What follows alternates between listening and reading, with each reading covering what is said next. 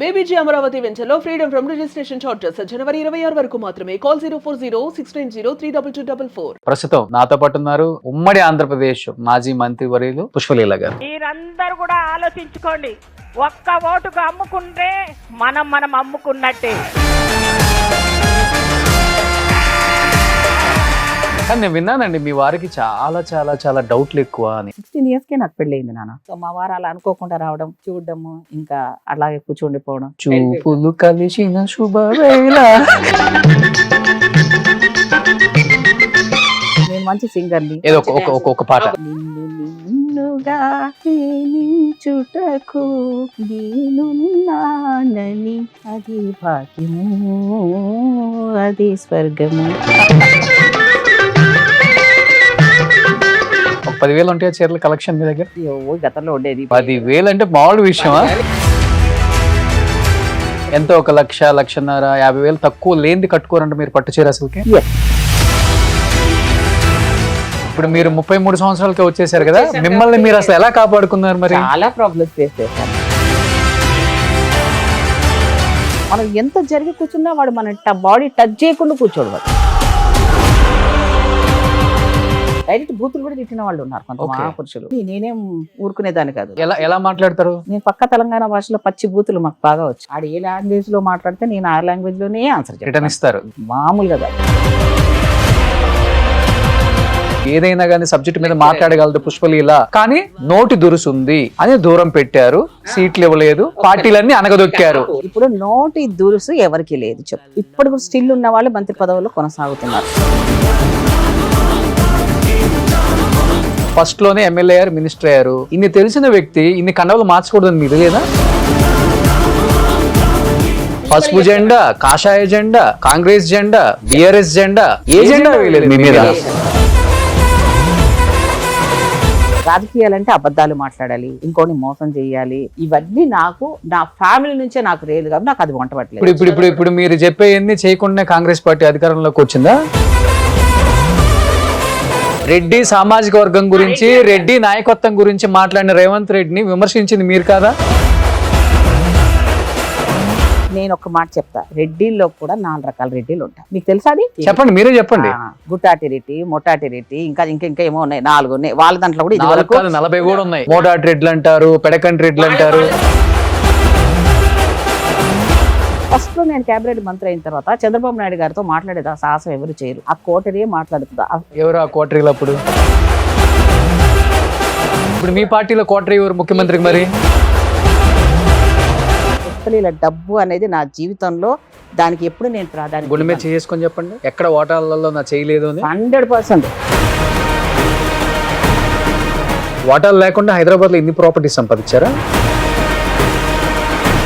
నేను డబ్బులోనే పుట్టి పెరిగాను నాన్న, నాకు డబ్బుల మీద యావలేదు. అక్కడ చూసే డబ్బు ఇక్కడ చూసే డబ్బులు చాలా తేడా ఉంటుందండి. ఇది ఒకరిని హింసించి ఒకరి ఉసురు పోసుకున్న డబ్బులు కదా. అంటే ఇప్పుడున్న రాజకీయ నాయకులందరూ అందరూ ఉసురు పోసుకున్నట్టేనా? పోసుకున్నట్టే, ఇంక్లూడింగ్ మీ పార్టీ ముఖ్యమంత్రి. నేనా ఎవరు లేడు, అందరూ ఉన్నారు. కవితను నడిపిస్తుంది రేవంత్ రెడ్డి గారు అని ఒక టాక్ ఉంది. అది నాకు పెద్ద జోక్ అండి. ఇది వాళ్ళ ఇంట్లో సమస్యలు రాజకీయాలు బయటకు వచ్చి చేయడం ఏంటి? అసహ్యం ఉంది నాకు అది. అసలు ఆ సబ్జెక్ట్ అసలు వేస్ట్ అంటున్నాను నేను. ఆమె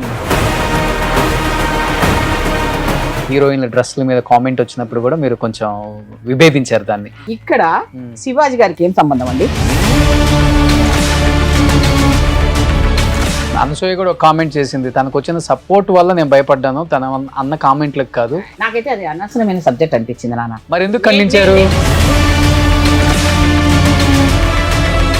శివాజీ గారు ఆయన సినిమాలో యాక్ట్ చేశారు. అందులో ఉండే వాళ్ళ గురించి కాకుండా నువ్వు అందరు జనరల్ జనాల గురించి చెప్పడానికి నువ్వెవరు అసలు?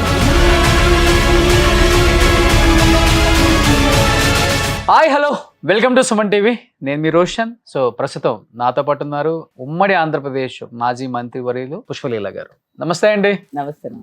ఒక 25-27 సంవత్సరాలు అయిపోయి ఉంటుందా మీరు రాజకీయాల్లోకి వచ్చి? అంతేనా? 25 years అనుకుంటా. ఇంచుమించు అలానే మెయింటైన్ చేస్తున్నారండి. చెయ్యాలి కదా. కానీ సినిమా వాళ్ళే చేస్తారా? రాజకీయ నాయకులు కూడా చేయాలని నన్ను చూసి ఎవరు చేస్తున్నారు అసలుకి? చేయరు చాలా మంది. ఒక 50% చేస్తారు కదా. తక్కువ డీకే అరుణ్ గారు ఉన్నారు, తక్కువ చాలా బాగా శారీస్ తక్కువ. గానీ అదే అంటున్నా, percentage తక్కువ. అంటే రాజకీయాలంటే ఇలా ఉండకూడదు, సినిమా వాళ్ళు మాత్రమే ఉండాలి అంటారు. కానీ ఈ రెండు జనాలు చూసారు. మీరు సెట్ చేశారా ఇది? నేను ట్రెండ్ మీరు సెట్ చేశారు అయితే? అలా ఉండాలి అంటాను నేను. ట్రెండ్ అంటే రాజకీయ నాయకులు కూడా లిఫ్ట్ రాజకీయ కేసుకోవచ్చు నాయకులు కూడా అందంగా ఉన్న వాళ్ళు, యంగ్ జనరేషన్ వస్తున్నారు, చాలా చేంజెస్ వస్తున్నాయి. అప్పటి నుంచి ఇప్పటి వరకు కూడా స్త్రీ అనేది స్టేజ్ వైజ్ గా మగవాడు మారినప్పుడు మన బాడీలో కానీ ఎన్నో చేంజెస్ వచ్చినా కూడా మనం మన మీద కేర్ తీసుకుంటూ, మనని చాలా మంది చూస్తుంటారు కదా, టాప్ టు బాటమ్ మనని అబ్జర్వ్ చేస్తారు, ఇంకా లీడర్ని ఎక్కువ అబ్జర్వ్ చేస్తారు. సో మనం అతి జాగ్రత్తగా మెయింటైన్ చేయాలి, అలాగే ఉండాలి అనేది నా పద్ధతి. సో అట్లయితే చాలా మాట్లాడుకోవచ్చు, మేడం ఓపెన్ అయ్యారు కాబట్టి. కానీ రాజకీయ నాయకులు కూడా లిప్స్టిక్ వేసుకోవచ్చు, మంచిగా పట్టు చీరలు కట్టవచ్చు, మంచి హై హీల్స్ వేయొచ్చు, కొప్పులు పెట్టవచ్చు, మంచి బ్రాండెడ్ వాచీలు, డైమండ్ గాజులు, అదే అన్ని వెయ్యొచ్చు అనేది ట్రెండ్ సెట్ చేశారు. గ్లామరస్ గా ఉండాలి అంటాను. ఇప్పుడు రాజకీయం అంటే నాన్ గ్లామరస్ ఏం కాదు కదా. సినిమా వాళ్ళకి ఒక్కరికి గ్లామరస్ కాదు, వాళ్ళ ఫీల్డ్ ఏంటంటే గ్లామరస్ గా ఉన్నంత వరకే వాళ్ళకి ఉంటుంది. ఆ తర్వాత వాళ్ళు వెనక్కి వెళ్ళిపోవాల్సి వస్తుంది, అందుకని వాళ్ళు మెయింటైన్ చేయాల్సింది. మేము రాజకీయ నాయకులం ఏంటంటే ఎలక్షన్ ముందు ఒక స్టైల్లో ఉంటారు కొంతమంది, ఎలక్షన్ అంటే ప్యాటర్నే చేంజ్ చేస్తారు కొంతమంది. ఆ ఎలక్షన్ లో పల్లెటూరు పోయేటప్పుడు 400-500 చీరలు కట్టుకునే వాళ్ళు ఉన్నారు, ఇప్పుడు కూడా ఉన్నారు. వాళ్ళు పేరు చెప్పనులే. అప్పుడేమో అతి బీదగా నటించే వాళ్ళు, అన్ని పార్టీలో ఉన్నారు. మీరు అన్ని తిరిగి వచ్చారు? అన్ని తిరిగాను. ఇప్పుడే నేను ఎవడు జాగిరి కాదు కదా, ఎవడు పేటెంట్ రైట్ నేను గుంజుకోలే కదా. వాళ్ళన్నా పవర్ కోసం పోయారేమో, నేను పవర్ కోసం పోలేదు కదా. నేను ఎప్పుడు పోయినా అధికారం లేని పార్టీలు ఎప్పుడే వెళ్తాను. మీరు ఎప్పుడు 400-500 చీరలు కట్టుకొని బేదరికంగా వెళ్ళి అడగలేదా? ఎప్పుడు పట్టు చీరలే మీరు కూడా? నేను ఎప్పుడు కట్టుకున్నా నా లెవెల్లో, నేను లెక్చరర్ని బేసికలీ, నాకు ఇంట్రెస్ట్ గ్లామరస్ గా కనపడాలి అని. నేను చిన్నప్పటి నుంచి కూడా మా ఇంట్లో నుంచి నేను గ్లామరస్ క్వీన్ని. స్పెషల్ గా మా ఫాదర్ కి నా కోసమే ఆ రోజుల్లోనే మంచిగా, అంటే నా కూతురు ఇలా ఉంటదని నా కోసమే డ్రెస్సింగ్ టేబుల్ చేయించిన రోజు అంటే మీరు ఊహించండి. సంపన్న కుటుంబం. నాకు లావిష్గా అప్పుడే నా స్కూల్కి వెళ్ళడమే నేను కార్లో వెళ్ళేదాన్ని. పట్టు లంగాలు అంటే ఈ పండుగలు ఎన్ని ఉన్నాయో అన్నిటికీ అన్ని రకాలుగా కొత్త బట్టలు వేసుకున్నది నేను ఒక్కదాన్ని మా ఇంట్లో. అది కూడా పట్టు చీరలు, పట్టు లంగాలు. ఇంకా నేను రాజకీయాలు వచ్చిన తర్వాత ఈ సడన్ గా చేంజెస్ లైఫ్ లో వచ్చినప్పటికి కూడా నేను ఉన్న దాంట్లో చాలా డిగ్నిటీగా మెయింటైన్ చేయడం అనేది నేను అప్పటి నుంచి ఇప్పటి వరకు ఫాలో అవుతున్నాను. పుష్పలీల అంటే గుర్తొచ్చేది పెద్ద బొట్టు, అందమైన పట్టు చీర, చాలా కలర్ఫుల్ గా, బ్రైట్ గా, and V neck, high neck, collar neck blouse.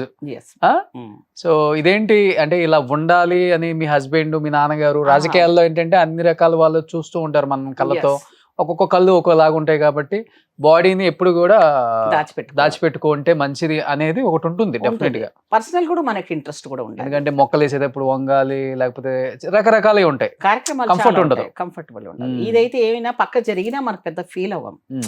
అట్లా అని అంటే నేను అలా స్టెట్ చేసుకున్నాను, ఇంకా మిగతా వాళ్ళ గురించి నాకు తెలియదు. యాక్చువల్ గా డ్రెస్ అనేది మెయిన్ అండి. ఆడవాళ్ళని చూడంగానే ఒక అభిప్రాయం కలిగేది, ఒక మంచి అభిప్రాయం కలిగేది. చీరలో ఉన్న సహజ సిద్ధమైన అందంతో పాటు చూడంగానే ఒక మంచి అభిప్రాయము డ్రెస్ తో ఉంటది అనేది నేను బాగా నమ్ముతాను. అలానే మనం ఫ్యాన్సీ డ్రెస్సులు వేసుకోమని కాదు, నేను వేసుకుంటాను, కానీ కంఫర్ట్స్ ని బట్టి వేసుకుంటాను.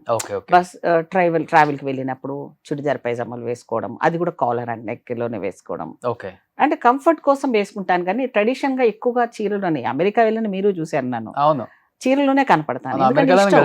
కలిసాం. అవును. ఎంతో 1,00,000-1,50,000 తక్కువ లేనిది కట్టుకోరంటే మీరు పట్టు చీర అసలుకి తప్పండి. అది ఎవరైనా అనుకుంటే వాళ్ళ దృష్టిలో కంచి పట్టు చీర, గద్వాలు, పట్టు చీర కూడా చాలా స్మూత్ ఉండాలి, ఆమెకి ప్యూర్ పట్టు ఉండాలి, సిల్క్ మిక్స్ అవ్వకూడదు.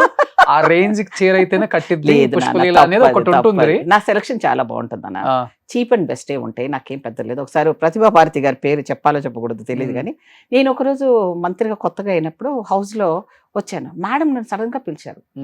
ఎందుకు పిలిచారో, నేను కొత్తగా కదా, మాకేమైనా మిస్టేక్ అయిందేమో అనుకో నేను వెళ్ళాను. స్పీకర్ అప్పుడు స్పీకర్ గారు ఆవిడ. నేను వెళ్ళేసరికి ఏమ్మాయి నువ్వు చీరలు ఎక్కడ కొంటావు అనేది షాక్. ఏంటి మేడం నేను కట్టుకునే చీరలు మీకు నచ్చడం ఏంటి, మీరేమో పవర్ లూమ్స్ లో డైరెక్ట్ లూమ్స్ నుంచి తయారు చేసుకుంటారు మీరు ఓన్ గా తెలుసు నాకు అని అంటే, ఏమో అదేమో కానీ నీ చీరలు భలే ఉంటాయి, ఎంత టైం తీసుకుంటావు అని. మేడం 10 నిమిషాలే తీసుకుంటాను నేను చీర సెలక్షన్కి.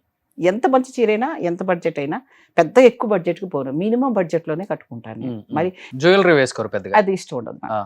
ఓకే. అది ఎవరైనా కొంటున్నారు, బంగారం కొంటున్నారంటే నేను అనుకుంటాను అసలు ఆడి బతికించడం కోసం బంగారం కొంటున్నాం అంటాం. ఓకే.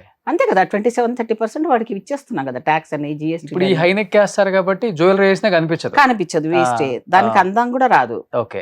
టాప్స్ వేసుకుంటాను, గాజులు, రింగ్స్ అంతవరకే ఉంటాయి. అవి కూడా పెద్దగా మార్చను. ఓకే. వాటి మీద కూడా పెద్ద ఎంతసేపు చీరలు టార్గెట్ నాకు. ఓకే. ఏ ఊరికి వెళ్ళినా ఒక చీర కొనుక్కోవాలి, అది తక్కువదా ఎక్కువదా, ఒక చీర కొనుక్కుంటే ఆ తృప్తి వేరు. ఓకే. ఒక 10,000 ఉంటాయా చీరల కలెక్షన్ మీ దగ్గర? గతంలో ఉండేది, ఇప్పుడు అన్ని మళ్ళీ పాత 10,000 అంటే మామూలు విషయం. 10,000 ఏం లేవు కానీ ఒక 5,000 అయినా ఉండేవి. ఇప్పుడు రాను మళ్ళీ అన్ని పట్టే అన్ని పట్టి ఉండవు, మిక్స్డ్ ఉంటాయి. అవన్నీ తీసేసానులేండి. ఇప్పుడు మళ్ళీ ఫ్రెష్ స్టాక్ చేయాలని ఇప్పుడు నిన్నటి నుంచి అనుకుంటున్నా. ఓకే. అంటే పాతవి ఉన్నాయి కదమ్మా, అవన్నీ కట్టలేం కదా ఇప్పుడు. మళ్ళీ లేటెస్ట్ పట్టే మంచి ప్యూర్ కదా. అప్పో ఒరిజినల్. ఇప్పుడు అదంటే ₹1,00,000 పెట్టినా కూడా రాదమ్మా ఆ చీరలు ఇప్పుడు మా దగ్గర ఉన్న చీరలు. ఓకే. అవి అలా మెయింటైన్ చేయాలంతే, అది దాచిపెట్టుకోవాలంతే తప్ప ఇంకా వాటిని వాడట్లేదు. ఓకే. టీడీపీలో మీ ట్రెండ్ సెట్టర్స్ అంటే డిఫరెంట్ స్టైల్. ఒకటి నన్నపనేని రాజకుమార్ గారు, ఆమె కట్టుబొట్టు, ఆమె గాజులు విధానం, అదంతా ఆమెను చూసి అలా గుర్తుపడతాం తెలియని వాళ్ళు. అంటే ఆవిడది కొంచెం ఏంటంటే ప్రతి చీరకు మ్యాచింగ్ చేసుకుంటారు మేడం. అవును. నేను అలా లేదు, నేను పెద్దగా గాజులు మార్చడం అలాంటిది ఏమి ఉండదు. చీర కొత్త చీర కట్టుకున్నానా లేదా, ప్రోగ్రామ్కి వెళ్తున్నా, ఇదే నా చిన్నప్పటి నుంచి అలాగే ఉంది, ఇప్పుడు అంతే. ఓకే. కానీ రాజకీయాల్లో ఒకటి ఉంటుంది, చాలా అణిగిమణిగి ఉండాలి, పెద్ద రిచ్ కనపరచకూడదు, లావియస్ లైఫ్ అని అనిపించకూడదు. కార్యకర్తలు చూసినా లేకపోతే ఓటర్స్ చూసినా మనల్ని దూరంగా అసలుకి మనం చూసే విధానం కూడా వాళ్ళు మనలాగే ఉన్నారే, సాదాసీదాగా ఉన్నారే, మామూలు చీరలే కట్టుకున్నారు, మామూలు బట్టలు వేసుకున్నారు అనేలాగా ఉండాలి అని బయట చెప్తుంటే నేను వింటమే కానీ మంచి మంచి వాచ్లు పెట్టుకోకూడదు. మారిపోయారు మీరు అంటే 30 సంవత్సరాల క్రితం ఇలా ఉన్నారంటే మీ అంటే చంద్రబాబు గారు కావచ్చు, ఎన్టీఆర్ గారు కావచ్చు, లెక్చరర్ కదా, రాజశేఖర రెడ్డి గారు కావచ్చు, వీళ్ళందరూ ఎలా అసలుకి మీరు చూడండి, అప్పుడు ఫొటోస్ కూడా నావి ఉంటాయి, మీకు తెలుస్తాయి. ఎక్కడన్నా కూడా నేను డిగ్నిఫైడ్ గా ఉన్న చీరలు, మరీ కాకుండా చూడడానికి కంచిపట్టు, ఎక్కువ గద్వాలు, కంచిపట్టు ఇవి చాలా ఇష్టం నాకు. ఇప్పటికైనా గద్వాలు చాలా ఇష్టం నాకు. అట్లాంటి డీకే అరుణ గారు మరి వాళ్ళ ఫ్యామిలీ బ్యాక్గ్రౌండ్ యాక్సెప్ట్ చేశారా? లేదు, జనాలు మారాయి. అందరూ అలా ఉండాలి, బీదత్వంలో చూపించుకోవాలి, కోట్లు ఉంటాయి వెనకాల. కానీ యాక్టింగ్ చేయడం కోసమని ఆ పూటకు వేసుకొని ఏదో ఓటర్స్ ఎలక్షన్స్ టైంలో వెళ్తారేమో కొంతమంది, కానీ అది కూడా పెద్దగా వర్కౌట్ అవ్వదు. కొంతమంది ఓడిపోయిన సందర్భాలు కూడా ఉన్నాయి. ఎప్పుడు ఎలా ఉన్నామో అలాగే ఉండాలి అనేది నా పద్ధతి. రేవంత్ రెడ్డి గారి స్టైల్. ఇప్పుడు పదవి ఉంటే ఒక రకంగా, పదవి లేకపోతే ఒక రకంగా ఉండడం కూడా నాకు నచ్చదు. అప్పుడు ఎలా ఉన్నానో ఇప్పుడు నేను అలాగే ఉంటాను. చాలా మంది నన్ను అప్రిషియేట్ చేస్తారు, ఏ మాత్రం కూడా తగ్గలేదు మేడం, మీరు అలాగే మెయింటైన్ చేస్తున్నారు. పవర్ ఉంటేనే చాలా ఎక్స్ట్రాలు ఉంటాయి మనుషులకి, పవర్ పోయిన తర్వాత కొంచెం అన్ని రకాలుగా అవి కనపడతారు. దాంతో ఏం సంబంధం? మన పుట్టుక నుంచి వచ్చేటప్పుడు అన్ని తీసుకొని వచ్చామా? పవర్ కూడా అంతే కదా, అది అంతే. ఎవరు పర్మనెంట్ రాజులుగా ఉండరు. రాజులే లేనప్పుడు ఈ డెమోక్రసీలో ఎవడు ఉంటాడు? ఎప్పుడు ఏం జరుగుతుందో తెలియదు రాజకీయం. సో అందుకని మనం ఎలా ఉండాలి అనేది మన చేతిలో ఉన్నది. అది ఎవరు మనం నిర్దేశించిన అవసరం లేదు, ఎవరు మనం కమాండ్ చేయడం అవసరం లేదు. ఓకే. ఓకే. సో రాజకీయాల్లో భాగంగా చాలా మంది తెలుసుకోవాలనుకున్నారు కాబట్టి ఊరికే ఒక 5 minutes మీ అందరి కోసం అసలుకి ఉండాలి. ఆడపిల్ల అంటే అందంగా కనపడాలి. అవును. అలా అని చెప్పి రాజకీయాల్లో మళ్ళీ ఇంకో డేంజరస్ కూడా ఉంది. అందంగా ఉన్న వాళ్ళు వచ్చిన ఇప్పుడు ఇంకా యంగ్ అమ్మాయిలు వస్తున్నారు, అవును, వాళ్ళని వాళ్ళు కాపాడుకోవాలనేది కూడా కొంచెం తెలుసుకొని ఉండే వచ్చారు. ఇప్పుడు అంత ఏం లేదు, అమాయకత్వంగా ఏం లేరు పిల్లలు. మా అప్పుడు చాలా కొంచెం ఉండేవాళ్ళు, అంటే రాజకీయంలో ఆడవాళ్ళు. 33 సంవత్సరాలకి వచ్చేసాను కాబట్టి ఎలా కాపాడుకున్నారు? చాలా ప్రాబ్లమ్స్ ఫేస్ చేశాను నేను. అసలు వాళ్ళకి ఇంకా ఏం ఉండదు, ఇంకా వాడి ఇంట్లో పెళ్ళాం, వాడి అమ్మ తప్ప ఇంకా మిగతా వాళ్ళంతా ఏదో లే అన్నట్టుగానే బిహేవ్ చేసే వాళ్ళు ఉంటారు. ఇంకా చాలా పాలిటిక్స్ ఇంకా వరస్ట్ అంటే మనం ఎంత జరిగి కూర్చున్నా వాడు మన బాడీ టచ్ చేయకుండా కూర్చోడు. వాడికి అదొక పరమానందం వాడికి. ఫస్ట్ లో స్టార్టింగ్ లో కొంచెం నేను ఇబ్బంది పడ్డాను, కానీ తర్వాత అనిపించింది, మూర్ఖడా, నీకు తగులుతుంది ఆ శాపం, పాపం నాకేం లేదనుకో, దేవుడు అనుకుని నేను అలా అనుకుని కూర్చొని ఇబ్బందికరంగా నా పరిస్థితులు ఎదుర్కొన్నాను. నేను చాలా ఎదుర్కొన్నాను, ఇప్పుడు ఎదుర్కొంటున్నారు అమ్మాయిలు. ఇప్పుడు జనరల్ గా అమ్మాయిలు వెళ్తూ ఉంటే కూడా వెనాలు ఒక కొంచెం గ్యాప్ ఇచ్చి నడవాలన్న సెన్స్ కూడా ఉంటది అమ్మాయిలు కదా అని.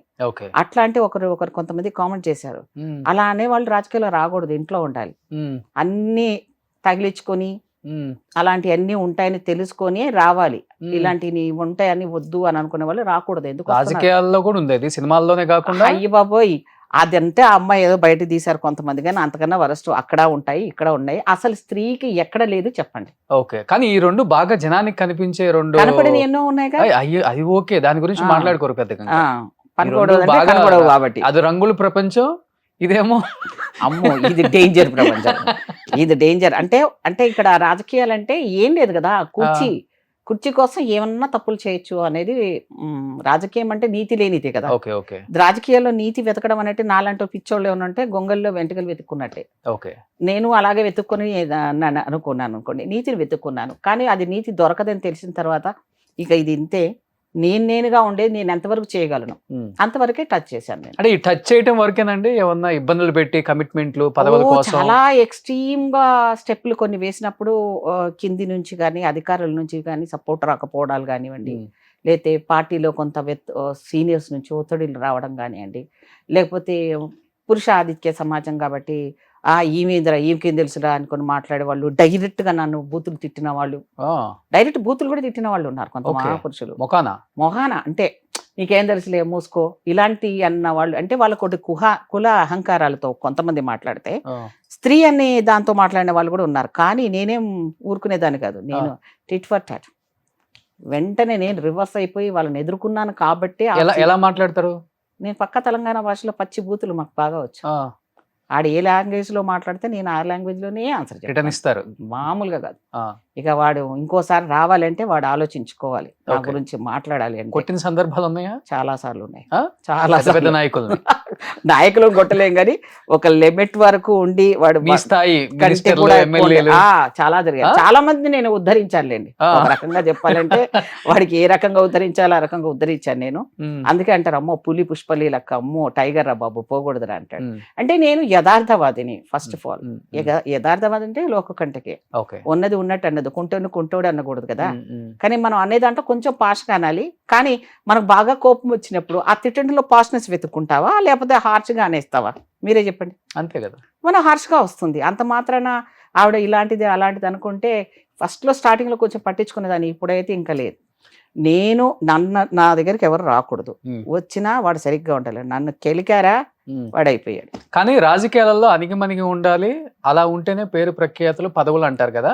మీరు రావటమే రెడ్ కార్పెట్, మీకు రావటమే నక్కతోక దొక్కొచ్చింది పుష్పలీల. ఎమ్మెల్యే అయిపోయింది, మంత్రి అయిపోయింది. అవును, అది కూడా 15 సంవత్సరాల నుంచి రూల్ చేస్తున్న కమ్యూనిస్ట్ పార్టీ జెండా ఎగరేసిన ఇబ్రహీంపట్నంలో మీరు గెలిచారు. అంటే మీ హవా నడిచిందంటారా లేకపోతే చంద్రబాబు గారు వేవ్ నడిచిందంటారా? ఆ టైంలో రెండు అనుకోవచ్చు. ఒకటి ఏంటంటే అక్కడ కమ్యూనిస్ట్ వాళ్ళు స్ట్రాంగ్ బెల్ట్ మా ఒకటి. రెండవది అది నక్సలైట్లు ప్రాంతం. అక్కడ రాచకొండ దళం అనేది మా దగ్గర షెల్టర్ ప్లేస్. అది ఎవరు సాహసం చేయరు అక్కడ. కమ్యూనిస్ట్ వాళ్ళు అంటే వాళ్ళకి కొంచెం దగ్గర రిలేషన్స్ ఉంటాయి కాబట్టి వాళ్ళు తప్ప వేరే జెండా అక్కడ ఎగరలేదు అసలు. అయితే ఫస్ట్ టైం ఎన్టీ రామారావు గారు ఉన్నప్పుడు సిపిఎం వాళ్ళతో ఉన్నారు. చంద్రబాబు నాయుడు గారు వచ్చినాక బీజేపీతో అలయన్స్ వచ్చారు. అప్పుడు ఏమైందంటే కాంగ్రెస్ కూడా ట్రయాంగిల్లో ఉంది. ఎప్పుడు జనాలలో మా నియోజకవర్గంలో ఎప్పుడు అపోజిషన్ వాళ్ళకే ఇస్తామా, ఈసారి మన పార్టీ వాళ్ళకి ఇచ్చుకుందామని వాళ్ళు అడగడం ఒకటి. అనుకోకుండా నేను అత్తగారు ఊరు నాది అక్కడే అవ్వడము, క్యాండిడేట్స్గా చదువుకున్నామని నేను అవ్వడం, అప్పుడే కృష్ణమాదిగతో నేను ఉద్యమం చేయడము, ఆ ఇబ్రహీంపట్నంలో నేను గెస్ట్ మామూలుగా అక్కడే మెయిన్ చౌరస్తాలో మా ప్రోగ్రామ్ ఉండడము. తర్వాత ఇలాంటి అన్ని సంఘటనలన్నీ బాగా నాకు దేవుడిచ్చిన వరమే అనుకో, అలా బ్లెస్సింగ్స్ అనుకోండి, పెద్దవాళ్ళ బ్లెస్సింగ్స్ అనుకో. కోఆర్డినేషన్ వాళ్ళు కూడా కొంచెం కార్యకర్తలు కూడా చంద్రబాబు నాయుడు గారితో చెప్పడము. దేవేంద్ర గౌడ్ గారు ఆ రోజు మంచిరెడ్డి కిషన్ రెడ్డి గారు అధ్యక్షులుగా ఉన్నారు పార్టీకి. సో సరే ట్రై చేద్దాం అనుకున్నప్పుడు ఒక 30 మందిలో నేను అక్కడ నుంచి రావడం, సెలెక్ట్ అవ్వడం, అలా ఊరికనే వేశాను అంతే. మా వారికి అయితే రాజకీయాలు ఇష్టం లేదు. పెళ్ళైంది అప్పటికే నేను 16 yearsకే నాకు పెళ్ళయింది నాన్న. అంత ఎర్లీగా చేసుకున్నారా? బాల్య వివాహం అనుకోవచ్చు, అది ఎట్లాగా అనుకోవాలి. తెలంగాణలో కల్చర్ అంతే కదా. పెద్ద అమ్మాయి అయితే పెద్ద ఫంక్షన్లు చేసేసి మా అమ్మాయి పెద్ద అమ్మాయి అయిపోయింది అని ఫంక్షన్ చేస్తాం. అవును, ఇప్పటికి ఆ ట్రెండ్ చాలా ఉంది, ఇప్పుడు కూడా ఉంది. సో ఎందుకు అంటే అమ్మాయిల్ని ఎక్కువ రోజులు ఇంట్లో పెట్టుకుంటే రేపొద్దున సమాజంలో జరిగే అన్ని రకాలు ఎందుకు ఎదుర్కోవడం, తొందరగా పెళ్లి చేసి అటు తల్లిదండ్రుల బాధ్యత, ఈ అమ్మాయి కూడా ఒక పద్ధతి ప్రకారంగా ఫ్యామిలీని చూసి ఇచ్చేవాళ్ళు. అలా పెద్ద ఫ్యామిలీస్ కదా, 8 మంది పిల్లల్లో సంతానం అన్నప్పుడు మరి పేరెంట్స్ కి బాధ్యత ఉంటుంది కదా. నేను రెండో అక్క, పెద్ద అమ్మాయి సంధ్య థియేటర్ ఓనరు. ఆ తర్వాత మా అక్క వాళ్ళది. ఆ తర్వాత మా రెండో దాని నేను. సో ఆమెకైనా తక్కువ గ్యాప్ లోనే నాకు కూడా సెట్ అయిపోయింది. సో మా వారు అలా అనుకోకుండా రావడం, చూడడము, ఇంకా అలాగే కూర్చుండిపోవడం, ఓకే అయిపోవడం, 10-15 చూపులు కలిసిన శుభవేళ. అలా అయిపోయింది. సో ఆయనకు ఎవరికైనా ఉంటాయి. ఇప్పుడు అమ్మాయిని అడిగాను అనుకో, నీకు హస్బెండ్ ఎలా ఉండాలనేది నేనేమో సినిమా పిచ్చిదాన్ని, సినిమాలు బాగా చూసి హస్బెండ్ అంటే ఇలా ఉండాలి అని నేను ఒక హీరోయిన్ లాగా ఊహించుకొని ఇలాంటి డ్రీమ్స్ లో ఉండేదాన్ని నేను. నేనంటే స్కూల్కి పోవడం తక్కువ, సినిమాలు చూడడం ఎక్కువ నేను. ఓకే. అలాంటిది నాకు భర్త అనేది ఒక ఇమేజ్ ఉండింది నాకు, అలాగే తనకు కూడా ఉండిండొచ్చు. సో ఆయనకి తెల్లగా ఉన్న అమ్మాయి కావాలి, గ్రాడ్యుయేషన్ చేసిన అమ్మాయి కావాలి, ఉద్యోగస్తురాలు కావాలి, ఆయనకు కొన్ని డ్రీమ్స్ ఉన్నాయి. కలర్ తక్కువ అని ఫీల్ అవ్వలేదు ఆయన? కాదు అన్నాడంట, కలర్ తప్ప మిగతాదాన్ని చూస్తే ఇంకా నేను లేవలేకపోయి కూర్చుండిపోయినాడు. అలాగే జనరల్గా అలా అమ్మని బయట చెప్పి అన్నాడంట, నేను 10 నిమిషాల్లో నేను బయటకు రాకపోతే అమ్మాయి బయటకు వచ్చేస్తే అమ్మాయి నచ్చలేదు అనుకొని వెళ్ళిపోదాం, నేను 10 నిమిషాల నుంచి 15 నిమిషాల వరకు లోపల ఉన్నానంటే నాకు అమ్మాయి నచ్చిందని అనుకోమ్మా అని చెప్పి వాళ్ళని బయట పెట్టేసి ఈయన లోపలికి వచ్చి. ఆ రోజుల్లో కూడా ఎంత జరుగుతుంది? అయ్యో మామూలుగా కాదు. పెళ్లి కూతుర్ని పెళ్లి కొడుకుని రూమ్ లో 15-20 నిమిషాలు పంపించారు. అందరి ముందే నాన్న కూర్చుండిపోయాడు ఆయన. నేనేం తక్కువ, మా వాళ్ళ దాంట్లో నేను ఎవరు చెప్పుకున్నా, ఇది మీడియాలో చెప్పుకున్నా అని లేదు. నేను ఆమె బ్లాక్ బ్యూటీ, నేను స్కూల్లోనే నాకు బ్లాక్ బ్యూటీ అనేవాళ్ళు. ఓకే. సో మా కమ్యూనిటీలోనే నేను ఇప్పుడు కూడా ఎగ్జాంపుల్ గా చెప్తాను, స్కిన్ అది కూడా ఒక బ్యూటిఫుల్ కలర్ అండి, అందరికి ఎవరు దేవుడు అది. అదే అందరూ కాదు, ఇప్పటికి కూడా సంబంధాలు చూడకపోతే ఎలా ఉండాలి అమ్మాయి అంటే ఆ పుష్పలాగా ఉంటే చాలా అని చూసిన వాళ్ళు చాలా మంది ఉన్నారు ఇప్పుడు కూడా స్టిల్. అంటే కలర్ అనేది ఇక్కడ నాకు రాలేదు, చాలా అందంగా ఉంటది మలేషియా కూతురు అని. మా వారు వచ్చి చూసారు, ఓకే అయిపోయింది, ఇంకో సంబంధం వచ్చింది సేమ్ డే. ఓకే. మా నాన్న లేదండి అమ్మాయికి అయిపోయింది, మేము ఒకటే సంబంధం చూపిస్తాం, మా పెద్ద అమ్మాయికి అలాగే ఓకే అయిపోయింది, పాపకు కూడా అంతే, నేను వేరే వాళ్ళకి చూపించమంటే ఏవండి మీ అమ్మాయి గురించి చాలా విన్నామంటే మేము ఒకసారి కులం కదా కనీసం టీ అన్ని ఇప్పించండి అమ్మాయితోటి, మేము చూసి వెళ్తామన్నారు వాళ్ళు. నో అని చెప్పి నాన్న పంపించేశారు. అట్లా షార్ట్ టైంలోనే పెళ్ళి అనేది ఏదైతే నేను ఊహాత్మకంగా హీరో ఇలా ఉండాలి హస్బెండ్ అని ఆ ఊహలకి అతీతంగా ఉండాల్సింది కాకుండా ఆల్ ఆఫ్ సడన్ గా అన్ని సినిమా రీల్ ఫస్ట్ వచ్చిన ఆయన మీ మనసును దోచుకుని వెళ్ళిపోయాడు. నా మనసుకి ఏం లేదు, మనసా ఏది 16 years లో ఏ మనసు ఉంటది, మనం సినిమాలో చూసిన హీరోయిన్ లాగా ఊహించుకొని ఉండేవాళ్ళం మనం. కదా మా వారు చాలా అందగాడే, ఎందుకంటే ఆయన వైట్ కలర్, చాలా కాంట్రాస్ట్ కలర్, ఒక మారోడి లాగా ఉండేవాడు, హైట్, పర్సనాలిటీ చాలా అందంగా ఉండేవాడు. ఇంకా ఆయనకి నన్ను చూసినాక మరి ఆయన తెల్లగుంటానన్నా, నన్ను చూసిన తర్వాత మరి ఆయనకి ఏమైందో ఆయన అలాగే కూర్చుండిపోయారు. అలా అంతా ఎంత 10-15 days లోపలే పెళ్లి పెట్టేసుకోవడం జరిగిపోయింది. అంటే నా ఫ్రెండ్స్ కూడా తెలియదు, నా చుట్టుపక్కల కూడా తెలియదు పెళ్లి సెట్ అయిపోయింది. 20 లోపు పిల్లలు కూడా పుట్టేసి ఉంటారు. 19 years లోపల ఇద్దరు పుట్టేశారు, బాబు పాప. మా వారికి బ్యాంక్ మేనేజర్ గా పోస్టింగ్ పరిగిలో ఉండేవాడు, రంగారెడ్డి డిస్ట్రిక్ట్ లో. ఫస్ట్ పోస్టింగ్ అక్కడే కాబట్టి నేను అక్కడే వెళ్ళిపోవాల్సి వచ్చింది పెళ్లి అవ్వగానే. సో పిల్లలు ఇద్దరు అక్కడ వికారాబాద్ పరిగిలోనే ఇద్దరు పుట్టారు, అంటే హైదరాబాద్ పుట్టారు కానీ ఉండడం అక్కడ. తర్వాత వికారాబాద్ ట్రాన్స్ఫర్, అక్కడ నుంచి మళ్ళీ హైదరాబాద్ ట్రాన్స్ఫర్ అయిపోయాం. తర్వాత బాబు పాప వాళ్ళందరూ సుజాత స్కూల్లో గన్ఫౌండరీలో చదువుకున్నారు. ఆ లోపల నేను ఓపెన్ యూనివర్సిటీ చదువుకోవడం. సో డిగ్రీ ఎంఫిల్ అంతా చేసేసారు. ఇంకా ఓపెన్ యూనివర్సిటీ అక్కడ 2 ట్రాన్స్ఫర్ అయిపోయిన తర్వాత ఇక్కడ హైదరాబాద్కి వచ్చినాక పీజీ ఎంట్రన్స్ రాశాను. అప్పుడు ఉస్మానియా యూనివర్సిటీలో 2 సంవత్సరాలు మళ్ళీ, అంటే నేను కాలేజ్ లైఫ్ ఎంజాయ్ చేశాను. కానీ నేను విన్నానండి మీ వారికి చాలా చాలా చాలా డౌట్లు ఎక్కువ అని. మామూలుగా కాదు, ఎక్కువ చాలా ఎక్కువ. మరి రాజకీయాలలో మరి మీరు అన్నట్లుగానే వాడు అట్లా నెడతాడు, ఇట్లా నెడతాడు, అక్కడ టచ్ చేస్తాడు, ఇక్కడ టచ్ చేస్తాడు మీరే అన్నారు. అవును. మీ వారికి మీకు ఎప్పుడు విభేదాలు రాలేదా? నువ్వు రాజకీయాల్లో ఇంత లేట్ గా వస్తున్నావు, వాళ్ళతో ఎక్కువ తిరుగుతున్నావు, వీళ్ళతో ఎక్కువ ఉంటున్నావు? రోజు ఉండేది. ఇంకా అది అంటే ఇక తప్పదులే, ఒక ఇన్ఫీరియారిటీ కాంప్లెక్స్ వాళ్ళకి ఉంటుంది కదా. తన అనుకున్న తన పెళ్ళాం తనకు వరకే ఉండాలి అనుకునే మెంటాలిటీ తెలంగాణ వాళ్ళది మరి ఎక్కువ ఉంటుంది. ఎక్కడైనా ఉంటుంది, తెలంగాణ వాళ్ళకి కొంచెం డిఫరెంట్ లేండి. ఆంధ్ర వదిలేస్తారని కాదు కానీ కొంచెం లిబర్టీ ఉంటది అమ్మాయిలకి. ఇప్పుడు చూడండి వచ్చిందండి డిఫరెంట్ ఉంది, నేను చెప్తాను. మనకు ఆస్తులు గీస్తులు ఏముండవు, ఎక్కువ మంది పిల్లలు ఏదో అప్పుడు అంటారు కదా, ఏదో మామూలుగా పెళ్లిళ్ళు చేసేసి గిన్నెలు అంత చెంపులు పెట్టే పుస్తే మెట్టలు పెట్టేసి పెళ్లిళ్ళు చేసేస్తారు. ఇక్కడ వీళ్ళకి ఏం ఆస్తులు ఉండవండి తెలంగాణ వాళ్ళకి. అక్కడ ఏంటంటే ఆస్తులు ఉంటాయి, పసుకుంకాల కిందకి ఆడపిల్లకి పొలాలు ఉంటాయి, ఆడబిడ్డకి అన్నీ ఉంటుంది కాబట్టి అవన్నీ ఉండి చేస్తారు వాళ్ళు. సో వాళ్ళకు కొంచెం హస్బెండ్ మీద కమాండింగ్ చేయాలన్నా, మాట్లాడాలన్నా, పద్ధతులన్నా వాళ్ళు కొంచెం పద్ధతిగా ఉంటాయి. ఇక్కడ అవన్నీ ఏమైపోవేనే. ఇక్కడ ఎంత చదువుకున్నాడు ఏమో అంటే భాష కదా అంటాడు, అంతేగాని పెళ్ళాన్ని ప్రేమగా మర్యాదగా పిలవాలన్న కల్చర్, దానికి మళ్ళీ కల్చర్. అబ్బో లేదులే, చదవక ముందు ఏమీ అన్నారు కానీ చదివిన తర్వాత ఏమండి అన్నారు. మార్పు చూసారు. అదేంటో ఇక్కడ ఆ మొగ ఈగో ఉంటదిలేండి. ఏమే అంటే ప్రేమగా పిలిచిన ఫీలింగ్ కూడా అనిపోయి మాట్లాడే వాళ్ళు కూడా ఉంటారు, కల్చర్ కదా. ఆ ఆడవాళ్ళు కూడా మాకు ఇష్టం, ఏమో ఏమే అంటారు. ఏమో అని అక్కడ ఆంధ్రాలో అంటారు, ఇక్కడ ఏమే అంటే సంతోషపడిపోతారు మా వాళ్ళకి ఇచ్చి. అట్లా సో అట్లా డిఫరెన్సెస్ ఉన్నాయి. ఏది ఏమైనా కూడా అప్పుడప్పుడు అంటే అది ఎలా ఉండేదంటే ఇప్పుడు అది మన చేతిలో లేనిది కదా. ఇప్పుడు మనకు టికెట్ వస్తుందని ఆయన ఎక్స్పెక్ట్ చేయకుండానే నన్ను పంపించారు. ఫ్రెండ్స్ ప్రోత్సాహం అందరూ అన్నారు, పుష్పలీల చాలా తెలియగలేదు, నువ్వు ఎందుకు 2 పిల్లలకి పరిమితం చేస్తానట్టు ఆమె సర్వీస్ని, అమ్మాయిని పంపించని. డాక్టర్ బాలు అని బీజేపీలో ఉండే అతను, డాక్టర్ బాలు అని ఇక్కడ చిల్డ్రన్ స్పెషలిస్ట్ హాస్పిటల్లో పనిచేసేవారు. చిన్నపిల్లల హాస్పిటల్ ఉంది కదా, దాంట్లో పనిచేసేవారు. హార్ట్ సర్జన్ ఆయన చిన్నపిల్లలకి. ఆయన బీజేపీలో ఉండేవారు. వీళ్ళంతా క్లాస్మేట్స్, అంటే hostel mates, classmates, Osmania university. మా ఆయన కూడా చాలామంది సీనియర్స్, ఇప్పుడు చాలామంది మా ఆయనతో చదువుకున్న వాళ్ళు మా ఆయనకు సీనియర్స్. మంద జగనందం గారు సీనియరు, తర్వాత ఇప్పుడున్న నరసింహులు గారు మా ఆయనకు సీనియరు. అట్లా ఉన్న చాలామంది పొలిటికల్, ఇందిరారెడ్డి గారు సీనియర్ మా ఆయనకి, యూనివర్సిటీ వాళ్ళంతా క్యాంపస్ వాళ్ళు. సో అట్లా ఉన్న ఆయన నా గురించి చెప్పి, లేదు లేదు ఈ అమ్మాయి నేను అబ్జర్వ్ చేస్తున్నాను, ఎందుకు నువ్వు పంపించావు పాలిటిక్స్లో అని అనడం, అలా అనుకోకుండా నేను బయోడేటా వేయడం, అట్లా అది క్లిక్ అవ్వడం అనేది జరిగింది. కానీ నిజానికి మా వారికి పాలిటిక్స్లో నన్ను పంపించడం ఇష్టం లేదు.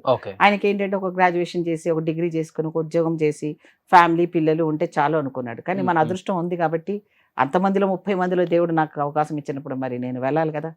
అది మరి మురికి కుంట అని తెలుసు, అందులో కాలు పెడితే బురద ఉంటుందని తెలుసు. మరి ఆ బురదలోకి వెళ్ళిన బురద అంటిందని అరిస్తే లాభం ఏంటి?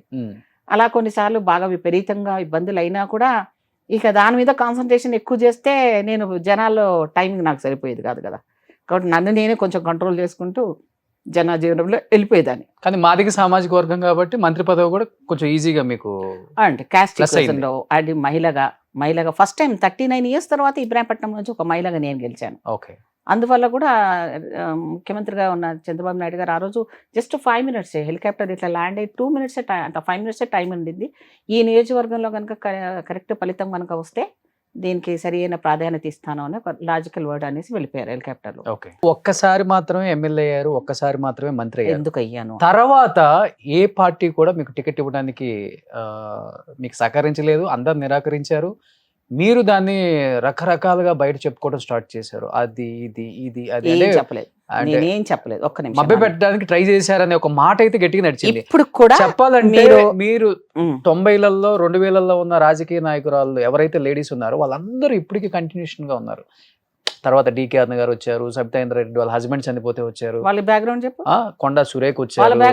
అంటే నేను బ్యాక్గ్రౌండ్ గురించి సక్సెస్ అనేది కూడా చాలా ఇంపార్టెంట్ కదా. అది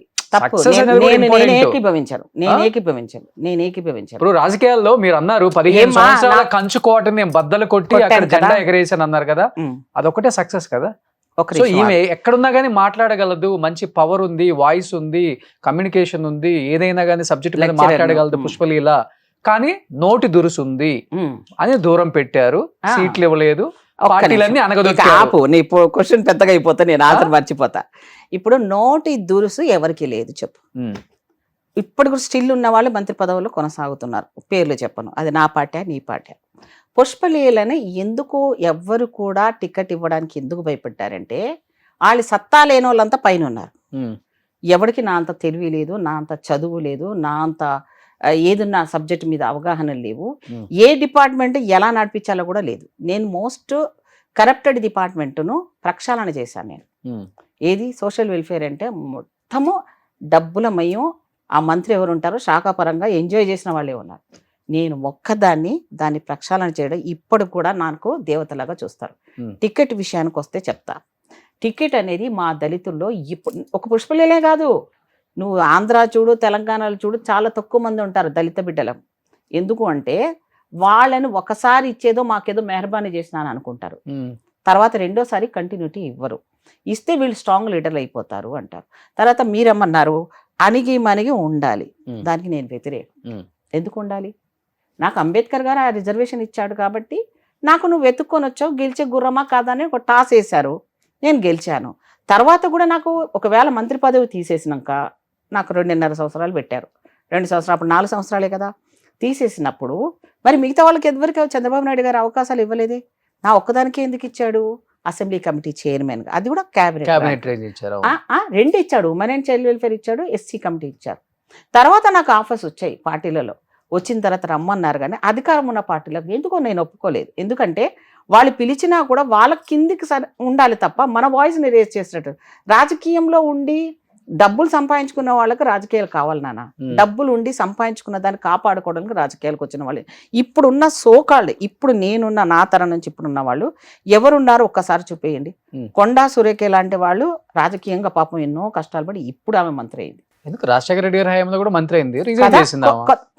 కొంతవరకు అంటే వాళ్ళకి అన్ని రకాలుగా ఫైనాన్షియల్ గా స్ట్రాంగ్ ఉన్నారు. ఒక్కొక్కరుగా చెప్పగలరు. సబితా ఇంద్రారెడ్డి గారు ఫైనాన్షియల్ గా వీకా, కొనుక్కుంటారు వాళ్ళు, ఎవరినైనా కొనుక్కోగలరు. నేను డైరెక్ట్గా చెప్తున్నాను. వాళ్ళకున్న కాస్ట్ అనుకోండి, లేకపోతే వాళ్ళకుండే ఇన్ఫ్లుయెన్స్డ్ అనుకోండి, వాళ్ళ కమ్యూనిటీ బేస్లో అనుకోండి, వాళ్ళకు ఉంటుంది, మాకుండదు. మా దళితుల్లో పర్టికులర్ మా మాదిగ సమాజం ఈ తెలంగాణలో ఎక్కువ ఉన్నప్పటికీ మా మధ్యలో అనైక్యత ఉంది. కాబట్టి ఇప్పుడు మా వాళ్ళు సపోర్ట్ చేయరు. అదే నా మైనస్. ఈరోజు పుష్పలీల దాన్ని ఒక జాంబవతియో లేకపోతే జాంబవతి కూతురుగానో లేకపోతే అరుంధతి అని నన్ను పిలుస్తారు ఇప్పటికి కూడా. కానీ నన్ను రాజకీయంలో పుష్పలీలను కనుక చేస్తే ప్రతి పార్టీ తిరిగాను కదా. నేను అధికారంలో నేను ఉన్న పార్టీకి వెళ్ళి ఉంటే నేను ఉనికి కోసం తిరిగారు అన్ని పార్టీలు. నా ఉనికి కోసం, ప్రజల కోసం తిరిగా. నాకు ఒకటి చెప్తాను, సామాజిక న్యాయం కోసం. సామాజిక న్యాయమే. అవును, 100%. రాజకీయ ఉనికి కాదు అది. ఎట్లా అవుతుంది అది? ఎట్లా అవుతుంది? నేను రాజకీయంగా ఇప్పుడు ఉన్నాను. మీరు ఒక ప్రొఫెసర్ గా ఉన్నారు. అవును, ఎన్నో లెక్చర్స్ ఇచ్చారు, సోషల్ యాక్టివిస్ట్ అంటారు. ఫస్ట్ లోనే ఎమ్మెల్యే అయ్యారు, మినిస్టర్ అయ్యారు. ఇన్ని తెలిసిన వ్యక్తి ఇన్ని కండవలు మార్చకూడదని మీకు తెలియదా? నేను కండవ ఎందుకు మార్చుకున్నాను? అదే కదా మీకు అర్థం కావట్లేదు జనాలకు. నేను మళ్ళీ జెండా, కాషాయ జెండా, కాంగ్రెస్ జెండా, బిఆర్ఎస్ జెండా, ఏ జెండా వేయలేదు మీ మీద. వేశారు కదా. ఎందుకు వేసుకున్నాను? వాళ్ళకి నాకు తేడా ఉంది. వాళ్ళు వేసుకున్నారు. నిన్నటిదాకా బూతులు తిట్టి పార్లమెంట్ లో తిట్టిన వాళ్ళు సెంట్రల్ మినిస్టర్ అయ్యారు. నిన్నటిదాకా ఇప్పుడున్న కాంగ్రెస్ పార్టీని కూడా తిట్టి వచ్చేసి పార్టీలో చేరి మంత్రులు కూడా అయ్యారు. నేను అలా తిట్టనే. నేను ఎవరి కోసం జెండాలు మార్చాను అంటే ఏదైనా నాకు నా వ్యక్తిత్వానికి నాకు రెస్పెక్ట్ ఇచ్చేది కావాలనుకున్నా. రాజకీయాల్లో ఇస్తారా ఇవ్వరా నాకు అనవసరం. పదవి కోసమే పని చేయాలనుకుంటే నువ్వు అన్నట్టు కాళ్ళ కింద చెప్పులాగా జోరిగలాగా వాళ్ళకి ఉజులు కొట్టడం కానీ బాంచన్ అనేది తిరిగే బతుకు నాకు అవసరం లేదు. నేను అప్పుడు అలాగే ఉన్నాను. ఇప్పుడు నాకు ఎమ్మెల్యే ఇస్తే వాళ్ళ అదృష్టం, ఇవ్వకపోవడం లేదు. బీజేపీలో ఇచ్చారు ఒకసారి, ఇచ్చిన తర్వాత ఇచ్చినా ఏమైంది తెలుసా? అక్కడ అప్పుడు టీఆర్ఎస్ ఫుల్ భూమిలో ఉంది. డైరెక్ట్ నన్ను జనాలు ఏమన్నారు, బిడ్డ నువ్వు అంటే మాకు చాలా ఇష్టం, ముందు ఆ కండవా తీసి అన్నారు. ఎందుకు అప్పుడు సమైక్యది చాలా ప్రాబ్లం అవుతుంది కదా. తెలుగుదేశం కండవా వేసుకొని చేయడము లేకపోతే ఇంకే జెండా వేసుకుంటే వాళ్ళు నచ్చలేరు జనాలు. నువ్వంటే అభిమానం బిడ్డ, కానీ నువ్వు అది వేసుకోకు అన్నారు. నాకు ఒకటి అర్థమైంది, ఇంకోటి రాజకీయంగా టికెట్ రావాలంటే డబ్బులు, బాగా డబ్బులు సంపాదించిన వాళ్ళే మనుగడ సాగిస్తున్నారండి. డబ్బులు సంపాదించకుండా ఉండే వాళ్ళం ఎవరైతే ఉన్నామో, ఇప్పుడు మా జనరేషన్లో చాలా మంది వెనక్కి వెళ్ళిపోయారండి. నేను ఎంతమంది లిస్ట్ ఇస్తానో ఇప్పుడు స్టిల్ రాజకీయాల్లో లేరు. తెలుగుదేశంలో ఉన్న వాళ్ళు కూడా లేరు. ఎందుకు లేరు అంటే 1000 కోట్లు ఇవ్వాలి, 1000 కోట్లు ఖర్చు పెట్టాలి, పార్టీ ఫండ్ ఇవ్వాలి, లేకపోతే డబ్బు నువ్వు పని చేస్తారు, పని చేయించుకుంటారు మనని. తీరా టికెట్ దగ్గరకు వచ్చేసరికి డబ్బులు పెట్టుకుంటావా అని అడుగుతారు. అది నాతో కూడా జరిగింది. అలాగే ఈ రిజర్వేషన్ సంబంధించిన ఈ సీట్స్లలో కొంచెం గవర్నమెంట్ కూడా సపోర్ట్ చేస్తుందా లేకపోతే అధికార పార్టీ? ఇప్పటివరకు అయితే నాకేమీ అనిపించలేదు. ఒక్కసారి 2 సార్లు జరిగిందండి, అది కాంగ్రెస్ లోనే జరిగింది. సర్వే సత్యనారాయణ గారికి జనరల్లో టికెట్ ఇచ్చారు, పార్టీ సపోర్ట్ చేసింది. మళ్ళీ ఇంకా ఒకరికో ఇద్దరికో ఇచ్చారు. కొంతమంది మాత్రం అలా అవుతున్నారు, కంటిన్యూషన్ అవుతున్నారంటే ఇంకా వాళ్ళ ఆ లౌక్యము, ఆ కుతంత్రాలు, ఆ ఏది అవకాశాలు చేసుకునడం ఎలా చేయాలనేది నాకు పెద్దగా తెలియదు. రాజకీయాలంటే అబద్ధాలు మాట్లాడాలి, ఇంకోని మోసం చెయ్యాలి, దోపిడీ చెయ్యాలి, ఇవన్నీ నాకు నా ఫ్యామిలీ నుంచే నాకు లేదు కాబట్టి నాకు అది వంట పట్టలేదు. రాజకీయాలు ఎందుకుంటారు మేడం, మరి వెళ్ళిపోవచ్చు కదా. ఇప్పుడు మీరు చెప్పేది చేయకుండా కాంగ్రెస్ పార్టీ అధికారంలోకి వచ్చిందా? అదే పార్టీ ఇప్పుడు అదే కండవ కప్పుకొని ఉన్నారుగా, ఇఫ్ ఐ యామ్ రైట్ కదా. కానీ ఇదే రేవంత్ రెడ్డిని ఏకిపారేశారు మీరే. రేవంత్ రెడ్డి రెడ్డి సామాజిక వర్గం గురించి, రెడ్డి నాయకత్వం గురించి మాట్లాడిన రేవంత్ రెడ్డిని విమర్శించింది మీరు కాదా? కాదు, నేను చేయను. అలా కాదు. ఈ రోజు మీ బాస్ ఒక్క నిమిషం మీద ఉంటారా? మరి నేను ఒక మాట చెప్తా, రెడ్డిల్లో కూడా 4 రకాల రెడ్డిలు ఉంటారు తెలుసా? మీకు తెలుసా? అది చెప్పండి, మీరే చెప్పండి. గుట్టాటి రెడ్డి, మొట్టాటి రెడ్డి, ఇంకా ఏమో ఉన్నాయి, 4 ఉన్నాయి. వాళ్ళ దాంట్లో కూడా ఉండని వాళ్ళలో రెడ్లు అంటారు, పెడకంటి రెడ్డి, వాళ్ళ దాంట్లో పెళ్లిళ్ళు కూడా చేసుకునే వాళ్ళు కాదు ఇది వరకు, ఇప్పుడు చేసుకుంటున్నారు. రెడ్డి సామాజిక వర్గము ఆర్థికంగా సామాజికంగా వాళ్ళు ల్యాండ్ ఉండడం బట్టి రెడ్డిలో ఉన్న వాళ్ళ దాంట్లో సాత్వికమైన స్వభావం ఉన్న వాళ్ళు కూడా ఉంటారు. మీకు తెలియదు అది. ఒకరేమో మొత్తం జమీందారు లాగా కూర్చొని ఉంటుంది ఆమె, ఖాళీ పని మాత్రమే చేపిస్తుంది ఆమె. మిగతా వాళ్ళు అలా ఉండరు, వాళ్ళతో కలిసి పని చేస్తారు ఇంకో రెడ్డి వర్గం. సో ఇలా తేడా ఉన్నాయి. అందరు రెడ్డిలలో కాదు, రెడ్డిలలో ఉన్న మంచి గుణం కూడా ఒకటి ఉంది. ఏంటంటే కొంతమంది ఏంటంటే వీళ్ళను మాతో దళితులతో ముఖ్యంగా ఎస్సీలతో మాదిగలతో ఎక్కువ కలిసి ఉండేవాళ్ళు రెడ్డిలే. ఎందుకంటే వాళ్ళకి మేము చెప్పాను కదా, వ్యవసాయ పరంగా ఆధారితంగా ఉన్నప్పుడు మాకు వెట్టి చాకరీ ఉన్నప్పుడు రెడ్డిలే మాకు చూసుకున్నారు, మేము వాళ్ళకి నమ్మిన బంటిలాగా ఉన్నాం. అందువల్ల ఒకవేళ రాజకీయంగా వాళ్ళని నా కింద పనిచేసిన వాడు వీడు నా పక్కన కూర్చుంటాడా అనేది ఎక్కడన్నా కొంతమంది గతంలో జరిగిండొచ్చు. కానీ అంబేద్కర్ రిజర్వేషన్ విధానం వల్ల తప్పని పరిస్థితిలో నాలాంటి వాళ్ళకి ఇచ్చారు. ఇప్పుడు నాలాంటి తెలియగల కనుక క్యాబినెట్లో ఉంటే నేను క్యాబినెట్లో ఉండేది ఇంకో సంచలనం చేశాను తెలుసా, ఇంతవరకు ఎవరు చేయలేదు. ఫస్ట్లో నేను క్యాబినెట్ మంత్రి అయిన తర్వాత చంద్రబాబు నాయుడు గారితో మాట్లాడేది ఆ సాహసం ఎవరు చేయరు. ఆ కోటరే మాట్లాడుతుంది, 6-7 మాట్లాడారు. అందరూ ఉన్నారు.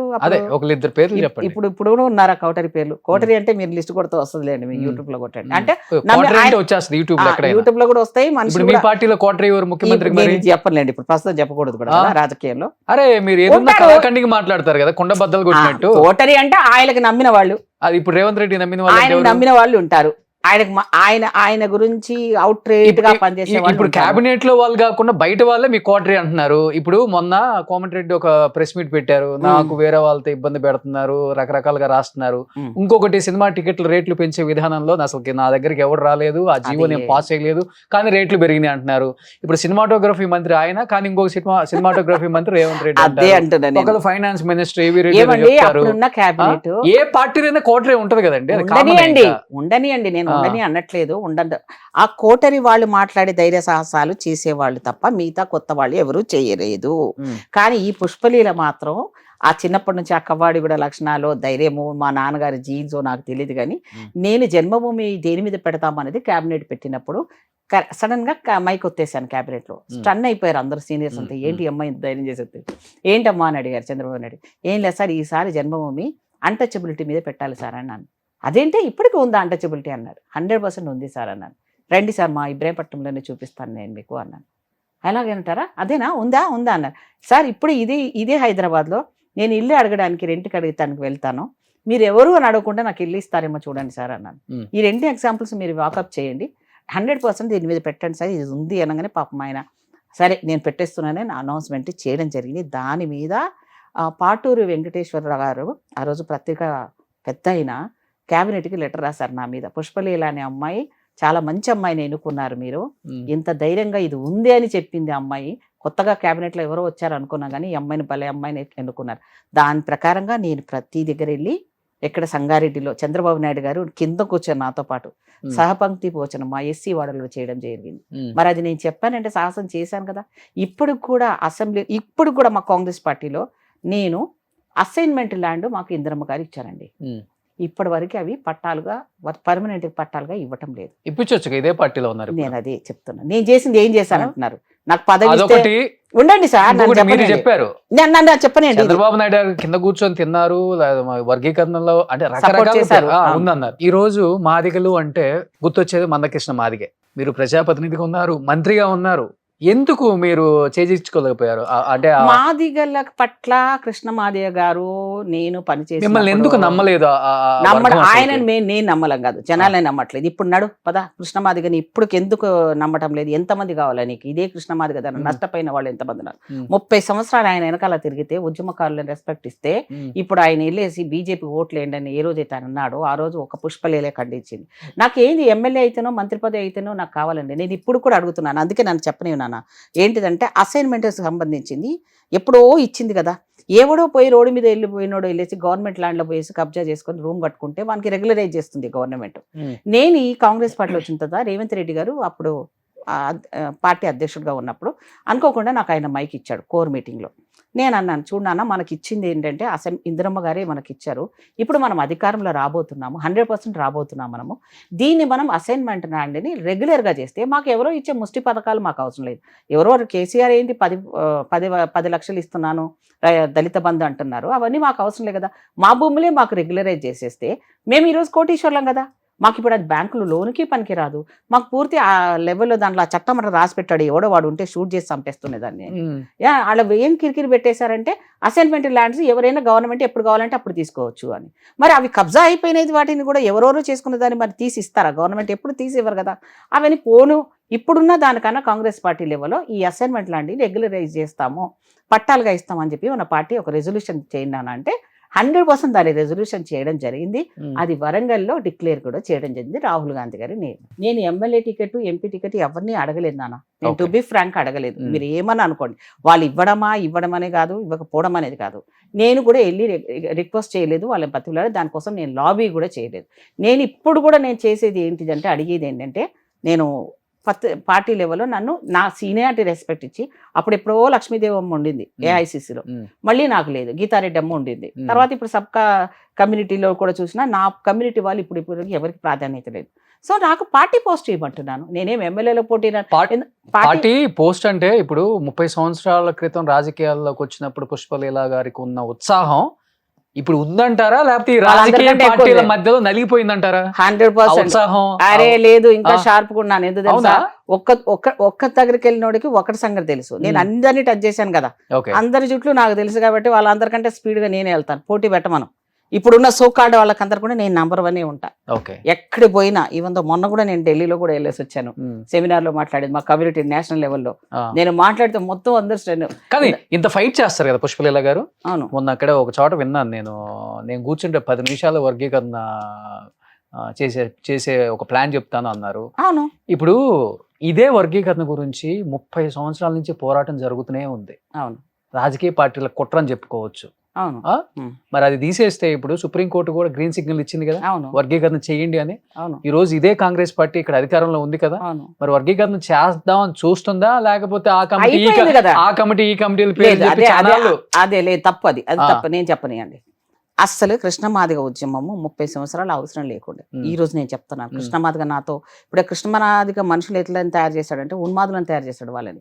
పుష్పలీల గురించి, పుష్పలీల అంటే వాళ్ళు ఎవరైనా ఆయనకు అగెనిస్ట్ గా మాట్లాడితే వాళ్ళ మీద సోషల్ మీడియాలో పెట్టించడాలు, బూతులు తిట్టించడాలు ఇవన్నీ చేయిస్తున్నాడు ఆయన. అసలు పడదా? ఇప్పుడు పడట్లేదు. అంటే ఆయన గౌరవం ఉండేది.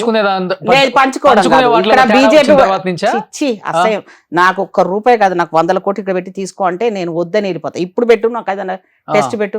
డబ్బు మనిషిని కాదు నేను, డబ్బు కంటే విలువైనది. ఆయన సంపాదించారేమన్నా?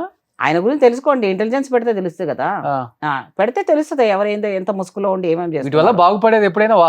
ఇప్పుడు ఏబిసిడి వర్గీకరణ 30 సంవత్సరాలు చేశాడండి కదా. నిజంగా ఉషా మెహ్రా కమిటీ ఏం చెప్పిందంటే, జనాభా ప్రాతిపదికన చేసుకోండి అని ఇప్పుడే చెప్పింది. ఈ మహానుభావుడు ఆడికి వచ్చాడు, దాని మీద సంతకం పెట్టానంటాడు హైదరాబాద్ కలెక్టరేట్ లో. నేనుండి అన్నా ఇది పాపులేషన్ పేరుతో గొడవ పోతుంది, అన్ని రాష్ట్రాలు ఒప్పుకుని సంతకాలు పెట్టినాక గొడవ ఎక్కడ ఉంది? ఏ రాష్ట్రం ఆ రాష్ట్రం చేయడానికి రెడీగా ఉంది కదా. మనకు సెంట్రల్ గవర్నమెంట్ తో సంబంధం లేదు, ఆర్డినెన్స్ తో రాష్ట్రపతితో సంబంధం లేదు. ఇవ్వాలనుకున్నాడు నీ మనసులో ఉంటే నువ్వు నీ రాష్ట్రం చేసుకోమని చెప్పిందాక మీరెందుకు డిలే చేశారు? మీరెందుకు దానికి పని చేయరు అని అడిగితే దానికి సమాధానం లేదు కృష్ణమాదికి. కానీ నేను 30 ఏళ్ళు చేశాను. ఏం చేసావు? 30 ఏళ్ళు వాళ్ళ జీవితాలు నాశనం అయిపోయి ఎటు కాకుండా అయిపోయిన పిల్లలు ఉన్నారు ఇప్పటికీ. ఇప్పుడు ఆయన ఏం చేశాడు? అలా ఉండిపోయాడంటే ఆయన గౌరవం ఉండేది. ఆయన దగ్గర ఉన్న డబ్బులు కానీ, పుష్పలీల డబ్బు అనేది నా జీవితంలో దానికి ఎప్పుడు నేను ప్రాధాన్యత చేసుకొని చెప్పండి. ఎక్కడ ఓటాలలో నా చేయలేదు 100%. నాకు నచ్చిన దేవుడు, నా పిల్లలు, నాకు నచ్చిన నువ్వు ఎవరి మీద ఏమంటా వేస్తాను. ఎందుకంటే నాకు డబ్బు అనేది నాకు తుచ్చ. దానికోసం చేసే తప్పులు మళ్ళీ ఇక్కడే అనుభవిస్తారు. వాటాలు లేకుండా హైదరాబాద్ లో ఎన్ని ప్రాపర్టీస్ సంపాదించారా? ఎక్కడనే చూపిస్తున్నాను. నాకు ఈ సుమంది వాళ్ళు ఒక్క ఎవిడెన్స్, పుష్పలీల గారు మీరేం చెప్తారు? అత్తపూర్ నా కొడుకు సంపాదన. నా కొడుకు సంపాదన అంటే నేను మంత్రిగా ఉండి కూడా నా పిల్లల్ని ఇద్దరిని కష్టపడి సంపాదించిన డబ్బులు నా దగ్గర ఏవీ లేవు కాబట్టి హ్యాండ్ లోన్ తీసుకొని నా పిల్లగాన్ని పంపించాను నేను ఆస్ట్రేలియాకి, అమెరికాకి. ఇప్పటికీ ఇప్పుడు ఎంతమంది సాక్ష్యాలు ఇచ్చిన వాళ్ళు బతికే ఉన్నారు. నేను ఏంటంటే డబ్బులు సంపాదించాలంటే అది ఎలాంటిదంటే సోషల్ వెల్ఫేర్ డబ్బులుండే శాఖ. కానీ నేను ఒక్కరిని టచ్ చేయలేదు. ఎందుకంటే ఆ పిల్లలు నా పిల్లలు, వాళ్ళ కడుపు కొట్టి వాళ్ళు నాకు తెచ్చిస్తారు డీడీ. నాకు వద్దు అని నేను డిసైడ్ అయ్యాను. నాకు ఆస్తి, నేను డబ్బులోనే పుట్టి పెరిగాను నాన్న, నాకు డబ్బుల మీద యావలేదు. నేను ఇక్కడ చూసే డబ్బు చాలా తేడా ఉంటుందండి. ఇది ఒకరిని హింసించి ఒకరి ఉసురు పోసుకున్న డబ్బులు కదా. మీరు ఒక్కరిని చూడండి, నాకు చూపించండి, వందల వేట్లు. అంటే ఇప్పుడున్న రాజకీయ నాయకులు అందరూ ఉసురు పోసుకున్నట్టేనా? పోసుకున్నట్టే. మీ పార్టీ ముఖ్యమంత్రి నేనా ఎవరు లేడు, అందరూ ఉన్నారు. అందరూ ఉంటారు. రాజకీయం అంటేనే సంపాదించి దాచిపెట్టుకోవడానికి వచ్చిన వాళ్ళు, లేదా సంపాదనని పెంచుకోవడానికి వచ్చిన వాళ్ళు ఇద్దే ఉంటారు. నాలాంటి పిచ్చోళ్ళు ఎవరు ఉండరు. నాలాంటిది ఒక 100 కోట్లు 1000 అంతెందుకు. నేను స్టార్టింగ్ లోనే నన్ను ఒక ఛానల్ TV 9 ఛానల్ ఇంటర్వ్యూ చేస్తే, పుష్పలీల గారు మీరు ఏదో ఇట్లా నీలాగే అడిగితే నేను అన్నాను, నేను శ్మశాన వాటికలో నిలబడ్డానమ్మా, అది కూడా నాదే అనే యదవులు ఉన్నారు, ఒక్కడు చూపించమనండి నా పేరు మీద. నా పిల్లోడు సంపాదించలేదు, వాడు కష్టపడి వాడు చదువుకొని వాడు కొన్న ఇంట్లో నేను ఉంటాను. ఇప్పుడు కూడా నా ఇల్లు అని నేను సొంత ఇల్లు లేదా ఇప్పుడు కూడా? నా పేరు మీద నేను వచ్చేటప్పుడు ఖాళీగా వచ్చాను, పోయేటప్పుడు ఖాళీగా పోతానని నాకు బాగా తెలుసు. మా పేరెంట్స్ భక్తి మార్గం తెలుసు. ఒకరికి పెట్టడమే తప్ప తీసుకోవడం మాకు తెలియదు. ఇప్పుడు కూడా నాకు అదే మెంటాలిటీ. మీ మెయింటెనెన్స్ ఒక 4-5 లక్షలు అవుతా నెలకి? ఎందుకు అవుతాయి? తిరగటానికి ఫ్యాషన్ షోలోకి పోతానా? నా దగ్గరకు వచ్చినడికి కడుపు నిండా అన్నం పెడతాను, వాడికి వచ్చినోడికి వాడికి ఏదైనా సాయం చేయగలిగితే దేవుడు నేను అదే మొక్కుతాను. నా దగ్గరకు వచ్చిన వాడికి నో అనకుండా పంపించే శక్తి నాకు ఈ తండ్రి. అంతకన్నా లావిష్ లైఫ్ నా. ఇప్పుడు నన్ను తీసుకుపోయి ప్యాలెస్ లో పెడతానన్నా కూడా నేను ఉండను. నాకు మంచి పూరి గుడిసెలు, మంచిగా పొలాలు, గ్రీనరీ, అలాంటిది నాకు ఇష్టం. నేను ఇప్పుడు ఇంట్లో మంచి కట్టుబాటు. ఇప్పుడు చూడు, నాకు పట్టు చీరలు పుష్పలీల అని పెట్టారనుకోండి, మేకప్ కిట్లు ఏదో అది స్టార్టింగ్ లో వచ్చింది. ఎందుకు చెప్పనా, నేను VIP కిట్ ఎందుకు కొన్నానంటే, మంత్రి అయిన తర్వాత నా కార్లో అంతా మగవాళ్లే కదా నాన్న. ఇప్పుడు కూర్చున్నప్పుడు ఆడవాళ్ళకి మాకు అనేక ఇబ్బందులు ఉంటాయి. అవన్నీ ఎందులో పెట్టుకుంటున్నాను? మూర్ఖులు ఎవడైనా మేకప్ కిట్ అంటే ఓన్లీ మేకప్ ఉంటుందారా పిచ్చి నా కొడుకులకు? సెన్స్ లేని వర్గర్స్. ఇప్పుడు ఎయిర్ హోస్టర్స్ పోతూ ఉంటారు, వాళ్ళ బ్యాగ్లో అవి కూడా ఉంటాయి. వాళ్ళకి మంత్లీ ప్రాబ్లమ్స్ వచ్చేటి కూడా వాళ్ళు పెట్టుకుంటారు సేఫ్టీగా. నేను కూడా అవే పెట్టుకున్నారు. మరి ఆడికి పెళ్ళం పిల్లలు ఉన్నాడైతే ఆ మాట మేకప్ నేను ఆ రోజులలో వేసుకునేదానే కాదు. నాకు టైం ఎక్కడిది? పొద్దున్న లేస్తే 20-30 ప్రోగ్రాంలు. ఇబ్రాహీంపట్నం మొదలు పెట్టిందంటే రాత్రి 10:30-11కి నేను మొత్తం 5 మండలాలు తిరిగి వచ్చేసరికి కొడ్డే అయిపోయింది. మళ్ళీ నేను ఇన్ఛార్జి మంత్రిని ఎక్కడ, ఖమ్మం. ఒకటే రోజు 4:30 గంటలు అక్కడికి వెళ్ళాలి, మళ్ళీ అక్కడ చూసుకోవాలి, మళ్ళీ ఇబ్రాహీంపట్నం చూసుకోవాలి. రాజకీయాల్లో చాలా ఇబ్బంది కదా ఆడవాళ్ళకి, వాష్రూమ్కి వెళ్ళలేము. మరి అదే కదా VIP కిట్ గురించి మాట్లాడాడంటే ఆ దరిద్రులకు ఎంత సెన్స్ లేదో నాకు అర్థం అనిపిస్తుంటది. VIP మేకప్, నేను మేకప్ వేసుకోలేదు నాన్న ఆ రోజులలో. ఇప్పుడైనా లిప్స్టిక్ పెట్టుకుంటున్నాను కానీ అప్పుడు ఆయనతో కూడా నాకు టైం ఎక్కడిది నాన్న. పొద్దున 6ంటికి ఫస్ట్ బస్ ఎక్కి నా ఇంటి ముందు కూర్చునే వాళ్ళు జనాలు. మళ్ళీ రాత్రి 12ంటికి నేను వచ్చేసరికి జనాలు కూర్చొని ఉన్నారు. ఏంరా తిన్నారా నాన్న, అన్న తిన్నారా అంటే, లేదక్క మేము మినిస్టర్ క్వార్టర్ దగ్గర అక్కడ లోపలికి వెళ్ళేసరికి ఎక్కడ ఉంటుంది అన్న హోటల్కి, డబ్బులు ఉండవు కదా. ఆ రాత్రి వచ్చి మళ్ళీ నేను కొంగు చెప్పుకొని వాళ్ళకి అప్పటికప్పుడు అన్నం వండి వాళ్ళకి తినిపించి నేను పైకి వెళ్ళి పడుకునేదాన్ని. మళ్ళీ పొద్దునే 4:30కి 5ంటికి 6 o'clock మళ్ళీ టెలిఫోన్ కార్యక్రమాలు కదా చంద్రబాబు నాయుడు గారిది, లైన్లో ఉండాలి మళ్ళీ నాలా దగ్గర ఉన్నట్టే. సో ఈ దాంట్లో రాజకీయం అంతా ముళ్ళండి అసలు అనుకుంటాం కానీ అది బాగా గుచ్చుకుంటాయి, అందరికి గుచ్చుకుంటాయి. అందుకే కొంచెం హై హీల్స్ చేస్తున్నారు అనుకుంటా ఇప్పుడు. ఎప్పుడే వేసుకుంటా కొంచెం లోతుగా. నేను నా స్పెషాలిటీ ఏంటంటే, నా ఊహ తెలిసినప్పటి నుంచి నేను చెప్పలేదు. నేను బాంబే నుంచి చెప్పులు తెప్పించుకున్నాను. మా మామ ఎయిర్లైన్స్ లో పనిచేసేవాడు. నాకు ఇష్టం అనేది పర్సు, చీరలు, చెప్పులు. నేను ఎప్పుడు హీల్స్ వేసుకుంటా. వితౌట్ హీల్స్ నేను మామూలుగా ఇంట్లో అది ఉంటే నేను నడవగలను. నేను కొంచెం మినిమం కొంచెం హైట్ నాకు. అది లేదా ఫ్లాట్ ఉంటే కాలు ఇటో అటో వెళ్ళిపోయినట్టు ఫీలింగ్ ఉంటుంది నాకు. నాకు చిన్నప్పటి నుంచి అలవాటు నాకు. ఇప్పుడు నేను కూడా ఎందుకు కామెంట్ కూడా చేస్తారు, ఇప్పుడు ఇలా అక్క నీకు అవసరమా అంటారు. అవునా అంటారు. మా తమ్ముడు పిల్లలు నాతో కూర్చుంటే, అక్క ఇప్పుడు ఇన్ని స్టైల్ గా ఉంటావు అక్క, ఇంత స్టైల్ గా ఉంటావు అంటావు. నీ కళ్ళకి అది నేను స్టైలే. నేనేం స్టైల్ వేసుకున్నాను చూపి, నాకు పౌడర్ వేసుకున్నాను, లిప్స్టికే పెట్టుకున్నాను కదా, ఇంకేమైనా పెట్టుకున్నానా, రేపు రుద్దుకున్నానా పెయింట్ లాగా, దాన్ని అది వేరు. అది సినిమాకు నేను రుద్దుకోవాలి కరెక్ట్. నాకు సినిమా కూడా ఇష్టమే, వెళ్తాను. సినిమాలో హీరోయిన్ గా చేసినప్పుడు నేను సినిమాలో కూడా యాక్ట్ చేశాను, మీకు ఇంకా తెలియదు. శ్రీకారంలో జగపతి బాబు హీరో, నేను అందులో లెక్చరర్ గెస్ట్. 1 month షూటింగ్ చేశాను. అప్పుడు వేసారు మేకప్ నాకు. ఆ మేకప్ వేసిన దగ్గర నుంచి ఉమామహేశ్వరరావు గారు డైరెక్టర్, అమ్మ కంటిన్యూ చేయండి మీరు బాగుంటారు వదిన క్యారెక్టర్లు దానికని. మా వారికి అసలు సినిమా ఇష్టం లేదు, రాజకీయం అనుకోకుండా నా ఫ్రెండ్ ద్వారా ఆఫర్ వచ్చింది ఫోటోజెనిక్ ఫేస్ అని. ఇంకా నేను అదే కంటిన్యూ ఉండి ఈ పాటికి నేను టాప్ హీరోయిన్ అయింది. మీరు ఇప్పుడు మంచి రెబల్ క్యారెక్టర్, సూర్యకాంతం క్యారెక్టర్స్ అన్ని బాగా చేస్తాను. అది ఇప్పుడు కూడా అడుగుతా ఉంటారు నన్ను, అక్క నువ్వు ఎందుకు చేయకూడదు. మా ఆంటీ ఒక ఆవిడ ఉంది నాకు చాలా పిచ్చి, గయ్యాలెత్త, తెలంగాణ శకుంతల క్యారెక్టర్. ఎవరు లేరు కదా మళ్ళీ. అలాంటిది ఏదైనా ఉంటే చేస్తాను డెఫినెట్. పార్టీకి భర్తీ అవుతుంది మళ్ళీ, అట్లా పోయారు ఇప్పుడు. అదేం లేదులేండి, భర్తీ ఏం లేదులేండి. అన్ని సినిమా హీరోలు చేసి ముఖ్యమంత్రులు చేసిన వాళ్ళు చేయట్లేదా? పవన్ కళ్యాణ్ గారు చేయట్లేదా ప్రెసెంట్? రాజకీయం అది మన హ్యాబిట్, మనకు ఉండే ఒక కోరిక, అది ఇంట్రెస్ట్. నేను మంచి సింగర్ని, ఏదో మంచి ఒక- డాన్స్ ఒక పాట. అబ్బా ఇప్పుడు పాడలేదు ఒక పాట, లేదు please. లేదు లేదు లేదు మేడం వాటర్ లేదు లేదు లేదు లేదు లేదు నాన్న లేదు ఏదైనా ఒక నాన్న. 2 లైన్స్. మూగ మనసులో ఉంది చూడు. నిన్ను నిన్నుగా ప్రేమించుటకు నీ కోసమే కన్నీరు నింపుటకు నేనున్నానని నిండుగా పలికే తోడకరుంటే అది భాగ్యము, అది స్వర్గము. ఇప్పుడు ఈ జనరేషన్ లో ఇదే మెసేజ్ ఓకే, ఓల్డ్ సాంగ్స్ ఎక్కువ వింటారు. చాలా ఇష్టం, ఆ? చాలా ఇష్టం. ఓ సూపర్. ఇప్పుడు కూడా ఘంటసాల సుశీల పాటలు పాడితే వాడు శరత్ చంద్ర అని ఒకడు ఉన్నాడు. సడన్ గా నీలాగా అడిగేస్తాను, నేను పాడేస్తూనే ఉంటాను. అవునా? స్టేజ్ మీద మొన్న కూడా పాడాను. ఓకే, ఆ, సో అలాగే, సూపర్. అది అంటే నాగేశ్వరరావు గారు, సావిత్రి గారు సహజంగా నటిస్తారు, నటిస్తారు, అనిపించేటట్టు అవును, నటించేవాళ్ళు. అవును. సావిత్రి గారి చాలా నాకు ఇష్టం. ఓ. అలాగే ఆమె యాక్టింగ్ కూడా అంత ఫేస్ లోనే, పర్సనాలిటీ పక్కన పెట్టేస్తే. ఇంచుమించు మీరు అంతే ఉంటారు కొంచెం. Thank you so much. చాలా మంది కొంచెం కళ్ళు అంటారు. చిన్నవి కానీ మీవి. అంతే అంతే, కొంచెం చాలా కళ్ళు- మంది అలాగే అంటారు. అమ్మ ఆ? నా ఫొటోస్ పెడతారు కూడా అలా. ఆ, కానీ ఈ రాజకీయం అనే రొస్టులో మనకు దేవుడిచ్చిన అవకాశం వచ్చాను. కానీ ఒక లెక్చరర్ గా నేను చేసిన అనుభవించిన సంతోషము ఇక్కడ అనుభవించలేకపోయాను, మంత్రిగా చేసిన కూడా స్టిల్ ఇప్పుడు కూడా. ఓకే. అందుకే నేను అంటున్నావు కదా, ఏం మాను ఎందుకు- సక్సెస్ఫుల్ పొలిటీషియన్ అన్న హ్యాపీనెస్ ఉంటుందా, సక్సెస్ అయ్యి ఫెయిల్యూర్ అవ్వాల్సి వచ్చింది రాజకీయాలలో అన్న బాధ ఉంటుంది? నేనైతే ఎక్కువ? దీన్ని ఫెయిల్యూర్ గా అనుకోను. ఆ. ఎందుకు అనుకోను అంటే, ఫెయిల్యూర్ అని అంటే ఒకప్పుడు రాజకీయాలు నీతి నిజాయితీ ఉన్న రాజకీయాలమ్మా. ఇప్పుడు ఏం లేదు, డబ్బులు పడై కొనుక్కో.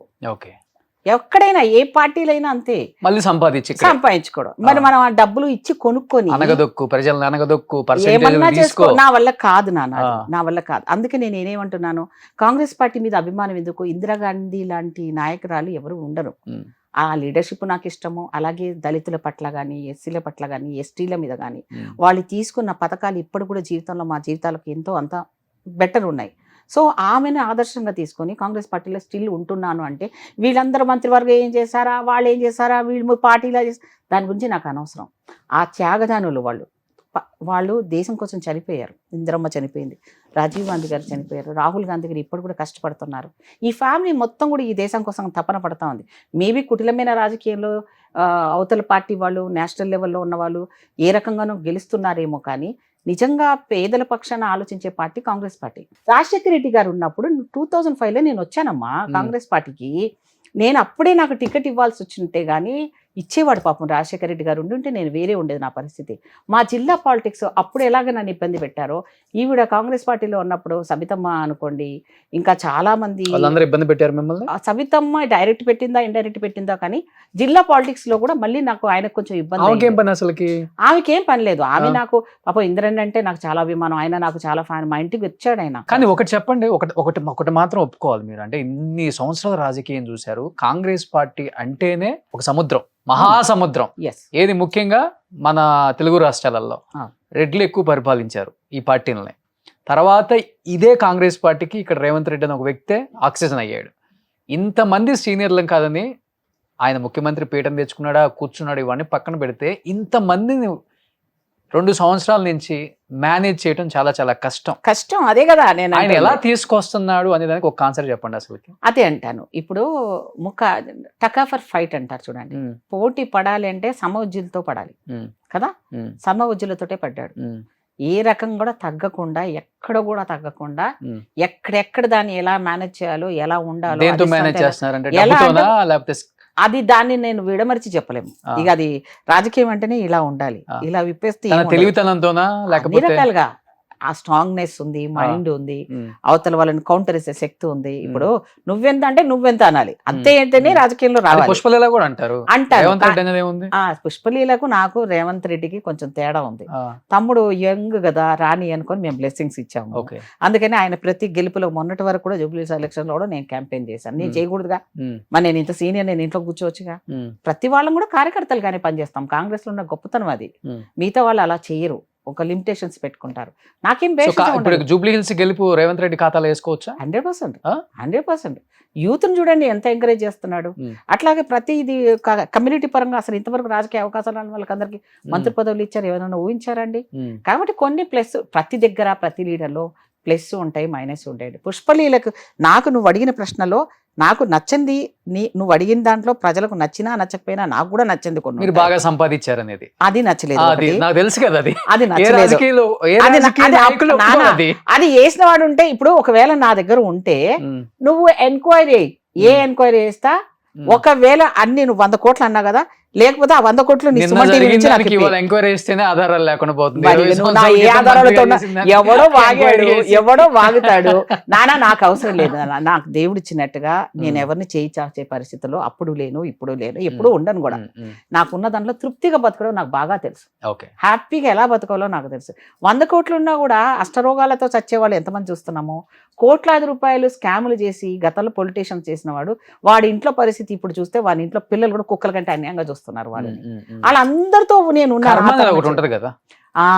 ఆ కర్మ సిద్ధాంతాన్ని నమ్మాను కాబట్టి నేను ఏ డబ్బుల కోసం పోలేదు నాన్న, ఏ తప్పు చేయలేదు. నాకున్న 2 బిడ్డలే, ఆ 2 బిడ్డలని కష్టపడి నా బిడ్డను కూడా నేను ఎంబీబీఎస్ కాకుండా డెంటల్ చదివించాను. తర్వాత ఇప్పుడు ఆమె LLB చేసింది, LLM చేసింది, చక్కటి ఫ్యామిలీలో ఇచ్చాను. అది రూరల్లో. అల్లుడు డాక్టరు, తర్వాత నా కూతురు నా కొడుకు అమెరికాలో కష్టపడి ఇప్పుడు కూడా కష్టపడుతుంటాడు. వాడికి 2 అమ్మాయిలు, ఇక్కడ 2 అమ్మాయిలు, 4 మనవరాలు. నాకు నా కోడలు కూడా మంచి ఇంటర్ కాస్ట్ మ్యారేజ్ చేసుకున్నాడు, నాయుడు అమ్మాయిని. అమ్మాయి కూడా చాలా మంచిది. మాకు ఎప్పుడు కూడా అత్త కోడళ్ళ రిలేషన్ నేను వెళ్ళి ఫ్రెండ్లీగా ఉంటాము. ఇక్కడ అల్లుడు కూడా కొడుకులాగే ఉంటాడు. ఇంతకన్నా ఏం కావాలండి అన్న, డబ్బు ఉన్నంత మాత్రం ప్రశాంతనం లేని పిల్లలతో సుఖం లేని వాళ్ళు ఉన్నారు. ఇప్పటికీ చాలా మంది కూతుర్లతో ఉంటారు, పొద్దున్న లేని గొడవలు, అమ్మ అల్లుడు కొట్టాడు, నాకు పెళ్ళాన్ని తిట్టింది, ఈ టెన్షన్లు నాకు ఏమీ లేవు. చూడు ప్రశాంతమైన నా ఫ్రెండ్స్ అంటారు, అబ్బా ఎంత హ్యాపీగా ఉన్నావే నువ్వు, నీ నచ్చినట్టు బతుకుతావు. తీయించుకోండి ఎలాగ. నిజంగా నా ఫ్రెండ్స్ అంటారు, వాళ్ళకి ఇప్పటికి ఇంకా బాధ్యతలు ఉన్నాయి. నాకు దేవుడు తొందరగా పెళ్లి చేయడం వల్ల అడ్వాంటేజ్ ఏంటంటే, నేను ఇప్పుడు కూడా అదే అంటాను, యూత్ కి 30 తర్వాత చేసుకుంటున్నారు, అందుకే అన్ని ప్రాబ్లం ఫేస్ చేస్తున్నారు. ఎర్లీగా పాత పద్ధతి బాగుంది నాన్న. మేము ఇప్పటికి కూడా మా పిల్లలు మేము వెళ్తే అక్క చెల్లెలు అన్న తమ్ముళ్ళగా ఉండేవాళ్ళు. మా నాన్న మేము వెళ్ళిన అలాగే ఉండింది, మా పిల్లలతో మేము. ఇప్పుడున్న వాళ్ళు 30 చేసుకోవట్లే, 35 దాటిపోతున్నారు నాన్న, ఆడపిల్లలైనా మగపిల్లలైనా. ఇంకా పెళ్లి అయ్యాక ఒక 3 years ఒకరినొకరు అర్థం చేసుకోవాలి కదా పిల్లలు. ఆ తరగతి విడాకులు తొందరగా కూడా అయిపోతున్నాయి, చూసావు కదా. ఎందుకు అంటే అది తెలివిలు అయిపోయాయి. అప్పుడు ఏంటంటే ఇమ్మెచ్యూరిటీ. మాకు 6 సంవత్సరాల గ్యాప్ నాన్న, నాకు మా వారికి. పెద్దవాళ్ళు ఉండేవాళ్ళు కాబట్టి వాళ్ళు సెలెక్ట్ చేసినారంటే అన్ని చూసే చేశారు. ఇప్పుడు వీళ్ళు ఇష్టంగా చేసుకుంటున్నారు, అందుకే బ్రేకప్లు అయిపోతున్నాయి. వీళ్ళు కర్మకాయలు ఇంకో పిల్లల్ని కంటున్నారు. నేను అదే అంటున్నాను, లవ్ మ్యారేజ్ చేసుకున్న వాళ్ళు పిల్లల్ని వెంటనే కనకండి. ఎందుకంటే వాళ్ళని ఎందుకు అన్యాయంగా వాళ్ళ లైఫ్తో ఆడుకుంటున్నారు మీరు అని చెప్తాను నేను చాలా వరకు. అండర్స్టాండింగ్ అనేది మీకు నచ్చినప్పుడు కాదు కదా, అది చాలా ఉంటాయి. ఇప్పుడు కూడా కులపుచ్చి పోదు నాన్న ఇండియాలో. ఈ కులం దరిద్రము, ఈ రాజకీయాలు మళ్ళీ లాస్ట్ 10 years నుంచి మరీ ఎక్కువైపోయినాయి, వరస్ట్ అయిపోయింది. రాజకీయ నాయకులు బాగుపడుతున్నారు క్యాచ్ చేసుకొని, పాపం వీళ్ళు ఎవరైతే మా చైతన్యం రావాలన్నా, మా కులమోడు కదా మేము సపోర్ట్ చేయాలనుకునే నాశనం అయిపోతున్నాడు. కులానికి కులం చేయటం. ఒకటి, రాజకీయ నాయకులు కావాలని రెచ్చగొడుతున్నారు, ఓట్ల కోసం రెచ్చగొడుతున్నారు, వాళ్ళ ఉనికి చాటుకోవడం కోసం మనం రెచ్చగొడుతున్నారని 50% మనకి తెలిసింది. ఒక 50% ఏంటంటే డైలమాలో ఉన్నారు, కన్ఫ్యూజన్ లో. మా కులమోడు కూడా ముఖ్యమంత్రి అవ్వాలి కదా, మా కులమోడు కూడా మంత్రి చేస్తున్నాడు కదా ఈయన చేస్తున్నాడు కదా. కొంచెం చేంజెస్ వచ్చింది అనుకుని ఎక్స్పెక్ట్మెంట్ కొంచెం మార్చుకోవాలి వాళ్ళు కూడా, ట్రెండ్ ఇప్పుడు నేను గెలిచిన తర్వాత ఏమవుతుంది, ఆ పార్టీ వాడిని వీడియో అరెస్ట్ చేయడం, ఈ పార్టీ వాడిని అరెస్ట్ చేయడం, కార్యకర్తలని గొడవ చేయడం, కార్యకర్తల ఇళ్ల మీద రాస్తారోకోళ్ళు, బండ్లు వేయటము, కొట్టడం. అంటే వ్యక్తిగతమైన ప్రాధాన్యతలు కచ్చలు పెట్టుకుంటే రాజకీయం కాదు, టూ మచ్ అయిపోయింది, ఎక్కువ అయిపోయింది లాస్ట్ 5 years. అది నేను కూడా అంటే చూస్తున్నప్పుడు నాకు అసహ్యం అనిపిస్తుంది. ఇప్పుడు నేను ఎందుకు ప్రశాంతంగా ఉన్నాను, నువ్వు నాతో నా జనరేషన్ వాళ్ళను ఒక 10 మందిని ఇంటర్వ్యూ చేసి ఉంటావు, ఇప్పుడు కూడా నువ్వు చేయి ఫ్యూచర్లో కూడా. పుష్పలీలలో ఉన్న అంత స్థిమితంగా కానీ స్థితప్రజ్ఞత కానీ వాళ్ళలో కనపడుతుందని నువ్వు చూ. ఓకే చెప్తుండొచ్చు, టీవీ ముందు వచ్చేసి అబద్ధాలు చెప్తుండొచ్చు, నేను చాలా బాగున్నాను, చాలా ఫ్యామిలీ ఉండరు, ఫేస్ చూస్తే అర్థమైపోతుంది కదా. నేను చాలా హ్యాపీగా ఉంటాను, నేను ఫ్రీ బర్డ్ని నాన్న. ఎలా అంటే నేను అనుకునే చేస్తాను. నాలో ఉన్న మొండితనం ఏంటంటే, చిన్నప్పటి నుంచి మా నాన్న మగపిల్లవాళ్ళగా పెంచడం ఒకటి, నేను అది నాకు నా లైఫ్లో పనికొచ్చింది. ఫ్యామిలీలో జనరల్గా ప్రతి దగ్గర కుటుంబాల్లో సమస్యలు ఉంటాయి, అది ఇంకా సెలబ్రిటీస్కి ఎక్కువగా ఉంటాయి. దట్ పొలిటీషియన్స్ ఆడవాళ్ళ లైఫ్ ఎవరిది చూసినా టెన్షనే ఉంటుంది. కానీ అలాంటి మాత్రాన వాళ్ళ క్యారెక్టర్ని పట్టుకొని ఇంటి వాళ్ళు సపోర్ట్ చేస్తే ప్రాబ్లం లేదన్నా. ఎప్పుడైతే ఇంటి వాళ్ళు నెగిటివ్ ఉండి ఫ్యామిలీ వాళ్ళని కాదని బయట వాడు కామెంట్స్ కూడా యాడ్ అయిపోతే ఆ మహిళకి చాలా నరకం. తర్వాత ఇప్పుడు రాజకీయ వ్యవస్థలో ఆడవాళ్ళు 50% ఉన్నాం నాన్న. మేము ఎందుకు రావట్లేదు అంటే ఇలా ఈ స్టాంపింగ్లు వేస్తారేమో, అని భయపడిపోతున్నారు ఇంకా ఇప్పటి కూడా సమాజంలో. బయటకు వెళ్ళిన ఐటీ వేరే పిల్లలు వాళ్ళకి అంటగడుతున్నారు ఎక్కువ, టక్కన దానికి అంటగడుతున్నారు. కారణాలు కూడా ఉన్నాయి నాన్న. ఈ సోషల్ మీడియా అనుకోండి, ఈ ఫోన్ దరిద్రాలు అనుకోండి. ఏనానా నీకు నమ్మకం ఉంటే, నీ పెళ్ళాం మీద నీకు నమ్మకం ఉంటే నువ్వు పంపించు. అంతే. కానీ ఫస్ట్ ఒకవేళ ఎవడైనా నీ పెళ్ళాం గురించి కామెంట్ చేశాడు అనుకో, ఫస్ట్ నువ్వు మొగోడివైతే నా లాంగ్వేజ్ చూడు, నువ్వు మొగోడివైతే కరెక్టోడివైతే ముందు నువ్వు వాడిని తన్నాలి 4. అవును. ఒరే నా పెళ్ళాం గురించి నువ్వెవటరా మాట్లాడేది అని తన్ను. తర్వాత వచ్చి నీ పెళ్ళాన్ని అడుగు, క్లారిఫై చేసుకో. అంతే. ఆ తర్వాత నువ్వు మాట్లాడు. కానీ నువ్వు ఆడన్నాడు ఈడన్నాడు అట్టంట కదా ఇట్లంట కానీ ఫ్యామిలీలో ఉన్న మెంబర్స్ దగ్గర అంటే అధికారం ఉన్నప్పుడు ఆడవాళ్ళని రెస్పెక్ట్ ఇస్తారు. అధికారం పోయినాక అది ఇంట్లో వాళ్ళ టార్చర్లు ఎక్కువైపోతాయి. అవును. అది నేను చూశాను, చాలా మందిని చూశాను. పాపం. నాకు కొంచెం అలాంటి ఎక్కువ ఏం లేవు బెట. నేను అక్కడ కట్ చేసేసాను. నేను ఎలాంటిదంటే నన్ను ఒక రకంగా రౌడీదాన్ని. నేను ఇంట్లో అయినా బయట సో మీ అయినా. ఆయన ఇలాంటి అడిగినా గానీ అక్కడికక్కడే సాల్వ్ నేను చేస్తారు. ఎలా అంటే నేను చెప్పడం కొంచెం మానేసాను, ఇంకా ఆన్సర్ చెప్పడం మానేసాను. ప్రతి దానికి ఎలా ఆన్సర్ చెప్పను, సింపుల్గా ఒకటి చెప్తాను. ఒక రోజు ఏమైంది, మేము ఉన్నప్పుడే టీవీ లైవ్ పెట్టారు, కెమెరాస్ పెట్టారు అసెంబ్లీలో. ఫస్ట్ టైం మేము వచ్చినప్పుడే ఆ కెమెరాలో నన్ను చూపిస్తున్నారు. అప్పుడు ఊరికే నన్నే చూపించేవాళ్ళు, ఊరికే నన్ను ఇంకొక అమ్మాయిని. నోరు ఎక్కువ కదా. నోరు కాదు, బాగుంటావని. భలే ఉన్నావులే నీవు, ఎంతసేపు గయ్యాలి సూర్యమత్తనో సూర్యకాంతం చేద్దామని చూస్తున్నావేమో. అయినా పర్వాలేదు, నేను హ్యాపీ. ఆ క్యారెక్టర్ అన్నా నాకు ఇష్టం, సూర్యకాంతం అన్నా నాకు మహా ఇష్టము, సూర్యమత్త అన్నా ఇంకా చాలా ఇష్టము. సో అంటే అలా చూపిస్తున్నప్పుడు ఏమైందంటే ఫోటోజెనిక్ ఫేస్లు ఉన్న వాళ్ళని ఫోకసింగ్ ఉంటుంది మీ సినిమా వాళ్ళు, మీ గ్లామర్ ఉన్న అట్లా గ్లామర్ ఉన్న నన్ను ఎక్కువ చూపించేవాళ్ళు. నేను చాలా ప్రౌడ్గా ఫీల్ అయ్యేది. అప్పుడు ఏమైంది, నన్ను ఒక కెమెరా చూపిస్తుంది, ఇంకొక ఆయనని ఎవరినో చూపిస్తుంది, ఆయన పేరు చెప్పాను. మా ఆయన ఇంట్లో కూర్చొని చూశాడు. వచ్చేసరికి ఫేస్ చేంజ్, ఉగ్రమైన అలసంలో ఉన్నాడు. ఏమైందంటే ఏమో పొద్దున్న బాగా కోపంలో ఉన్నాడు. ఏమైందని చూస్తే నన్ను అడిగాడు, ఇలా ఏంటి కెమెరా నీకు పెట్టారు అక్కడ పెట్టారంటే వాడిని అడిగి వెళ్ళి కెమెరా పెట్టి నన్ను అడుగు, నన్ను అడుగుతావేంటి, వాడెందుకు పెట్టాడు, వాడు నాకెందుకు పెట్టాడు, ఇంకో కెమెరా ఇంకొకటికి ఎందుకు పెట్టాడు, వాడు ఉద్దేశం ఏముందో, నువ్వు ఇంట్లో కూర్చొని చూసి నీ కళ్ళల్లో ఆ ఫ్రేమ్స్ 2 కనబడితే చూసి అనడమేందో, పిచ్చి కాకపోతే దేర్పా నీకేం ఆన్సర్ చెప్పేదని వెళ్ళిపోయేది. చూడు పాపం ఎన్ని ఇబ్బందులు మహిళ. అంటే ఒక రకంగా మగవాళ్ళకి టార్చరే ఆడవాళ్ళు బయటకు వెళ్తే. అవును. ఎంత మంచి భర్త అయినా కూడా ఒక పక్కన ఉంటది, బాగా భయం ఉంటది. మన్మధుడు లాంటి వాడికి కూడా ఉంటుండొచ్చు, అలాగే ఆడవాళ్ళకి కూడా ఉంటుంది. ఐశ్వర్యరాయ్ కూడా ఉంటుండొచ్చు అభిషేక్ బచ్చన్ మీద, ఉండదా? అంటే ఆ సిస్టమ్ బాండింగ్ ఉంటుంది. అంటే మనమే ఉండాలి, మన మధ్యలో ఇంకొకరు ఉండకూడదు అనేది ఒక ఫ్యామిలీ ఒప్పందం. చనిపోయారు కదా మీ వాళ్ళు? మా వారు చనిపోయి 3 సంవత్సరాల దగ్గర అవుతుంది. క్యాన్సర్తో పోయారు. కొంచెం చిన్న ఏజ్ లో చనిపోయారు. అంటే ఆయన కొంచెం యోగా మాస్టర్ కాబట్టి ఆ క్యాన్సర్ కూడా కొంచెం ఎక్కువగా ఎఫెక్ట్ కాలేదు, కానీ అతి జాగ్రత్త చేసుకునేవాడు. కానీ ఏదో టైం అదంతే. డైజెస్ట్ అయ్యారా, చేసుకోగలిగారా? కొన్ని రోజులు కొంచెం అనిపించింది, తర్వాత ఇంకా అలవాటు అయిపోయింది. ఎందుకంటే నేను ఎప్పుడు జనాల్లోనే ఉంటాను నాన్న, ఇంట్లో ఉండే చాలా తక్కువ. నేను 24 hours ఇంట్లో ఉన్నది టిప్స్ మీద లెక్క పెట్టుకోవచ్చు ఇప్పుడు కూడా. ఓకే. ఉండను అసలు. ఒక వారం రోజు ఎప్పుడైనా పిల్లలు వస్తే, నా మనవరాళ్ళు వచ్చినా ఉంటా, బాబు వస్తే ఇంట్లో ఉంటా. అదర్వైజ్ నో, అస్సలు బయటికి వెళ్ళిపోవడమే. నేను ఎవరికైనా హెల్ప్ చేయడానికి పనికొస్తానా అనేది చూస్తాను తప్ప ఇంట్లో ఉండి నేను ఎంజాయ్ చేసుకోవాలి అనేది మాత్రం నేను చూడను. వాస్తవంగా ఇప్పుడు ఇదే పార్టీలో ఉన్నారు కాబట్టి బయట ఎక్కువ టాక్ నడుస్తుందండి. కవితను నడిపిస్తుంది రేవంత్ రెడ్డి గారు అని ఒక టాక్ ఉంది.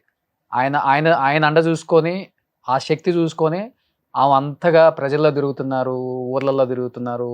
అంటే ఇప్పుడు ఏదో జాగృతి పేరు మీద రకరకాలుగా మీటింగ్స్ పెడుతున్నారు. అండ్ ఆయన అండ చూసుకొని ఎమ్మెల్సీకి కూడా రిజైన్ చేశారు. మొన్న అక్కడ ఏడ్చారు కదా ఇప్పుడు మండలిలో కూడా. అవునమ్మా అనేది మీకు ఎవరికి ఏం ఎవిడెన్స్ దొరికింది? రేవంత్ రెడ్డి గారు ఆమెను ఎంకరేజ్ చేస్తున్నారని ఆమె ఎక్కడైనా చెప్పిందా? చెప్పలేదు. చెప్తారు ఎవరైనా? అరే మరి ఎలా అంటారండి ఊరికినే? ఇప్పుడు ఆమె వాళ్ళ ఫ్యామిలీతో ఫైట్ చేసేట ఆమె అసలు నాకు పెద్ద జోక్ అండి. ఇది వాళ్ళ ఇంట్లో సమస్యలు రాజకీయాలు బయటకు వచ్చి చేయడం ఏంటి? అసహ్యం ఉంది నాకైతే. అసలు జనాలకు అసలు క్లారిటీ కావాలండి. ఆవిడ ఎవరితో విభేదించి బయటకు వచ్చింది? వాళ్ళ బావ మీద కోపంతో వచ్చింది, వాళ్ళ అన్న మీద కోపంతో వచ్చింది, వాళ్ళ ఇంటర్నల్ గా ఏం ప్రాబ్లమ్స్ ఉన్నాయో ఆమె ఇంట్లో చూసుకోవాలి. ఆమె వచ్చి ఇప్పుడు పార్టీలోకి వచ్చి నాకు మా నాన్న ఇలా చేశాడు, మా అన్న ఇలా చేశాడని వాళ్ళ కుటుంబ వివరాలు రాజకీయ దానికి అనుసంధానం చేయడం అనేది చూసే జనాలన్న కొంచెం ఆలోచన చేయండి. ఆమెం జనాల కోసం కాంగ్రెస్ పార్టీలోకి రాబోతుంది త్వరలో. ఇక నేను చెప్పలేను. ఏమా ఈ రెండుటి విభజించమంటున్నా. కుటుంబ వ్యవస్థలో ఒక స్త్రీగా ఆమెకున్న స్థానాన్ని ఆమె కోల్పోతుంది అన్నది ఆమెకు అక్కడ జరగలేదు, అవమానాలు జరిగితే ఆ పార్టీలో చూసుకోవాలి ఆమె. కానీ ఆమె వచ్చి ఇక్కడికి వచ్చి జనాల మీద పడి ఏడ్చుకొని నేను మీకోసం సర్వీస్ చేస్తాను ఇప్పుడు అనడం ఎంతవరకు కరెక్ట్? దానికి రేవంత్ రెడ్డి లాంటి వాళ్ళకి మాకేం పార్టీలో లేరా, మహిళలు లేరా, లేకపోతే అవకాశాలు ఉన్న వాళ్ళు లేరా ఇప్పిద్దామంటే? ఇప్పుడు ఆవిడ తీసుకొని వస్తే ఆమె చేసిన తప్పులకన్నీ కూడా ఆన్సర్ చెప్పాలి మనం. ఇప్పుడు తిహార్ జైలుకి వెళ్ళింది అంటే రేవంత్ రెడ్డి గారు చెప్తారా? లిక్కర్ స్కామ్ గురించి రేవంత్ రెడ్డి గారు చెప్పాలా, లేదా కాంగ్రెస్ పార్టీ ఓన్ చేసుకోవాలా? మాకేం కర్మపడింది? సో ఏదైనా రాజకీయాల్లో ఏది జరుగుతుంది జరగదు మహిళగా బాధ అనిపించలేదా? మాకేం అవసరం అండి, ఆమె సంతోషం కాదండి. మాకు ఆమె డబ్బుని ఆమె ఫ్లైట్లు తిరిగినప్పుడు ఆమె అవన్నీ చేసినప్పుడు మాకు చెప్పిందా? జనాలకు అందరికి చెప్పిందా? లేదా మాకు చెప్పిందా? రేవంత్ రెడ్డి గారికి చెప్పిందా? సో అదేని మాకు బాధ ఏంటండి, వాళ్ళు ఇంట్లో చూసుకోవాలండి. నా విషయం లేదు, నేనైతే అసలు ఆ సబ్జెక్ట్ని అసలు వేస్ట్ అంటున్నాను నేను. ఆమె పాలిటిక్స్లో తిరగడము, ఆమె పార్టీల గురించి మాట్లాడడం అనేది అది చాలా తప్పు. రెండింటిని కలిపేసింది, కలపద్దు. అది కుటుంబ పరిపాలన జరిగినది ఏమైనా జరిగి ఉంటుంది, అది కుటుంబంలో చూసుకోవాలి. పరిపాలన విషయంలో ఈమెకు నిజంగా రావాలని ఉంటే ఆమె సపరేట్ ప్లాట్ఫామ్ మీద పెట్టి అనౌన్స్ చేసేది ఉండే. ఆమె ఇలా ఏడ్చుకుంటూ ఆ సబ్జెక్ట్ ముందు వేసుకొని రావడం అనేది కరెక్ట్ కాదు అనేది నా ఉద్దేశం. రేవంత్ రెడ్డి గారిని అందులో ఇన్వాల్వ్ చేయడం అనేది అస్సలు కరెక్ట్ కాదు. లాస్ట్ మొన్న ఈ మధ్య హీరోయిన్ల డ్రెస్ల మీద కామెంట్ వచ్చినప్పుడు కూడా మీరు కొంచెం విభేదించారు దాన్ని, శివాజీ మాటల్ని ఖండించారు తప్పు అని. కానీ అదే శివాజీని కొన్ని లక్షల ఆడవాళ్ళు, కొన్ని లక్షల మగవాళ్ళు కూడా ఏకీభవించారు. బాగా మాట్లాడాడు శివాజీకి మా సపోర్ట్ అని.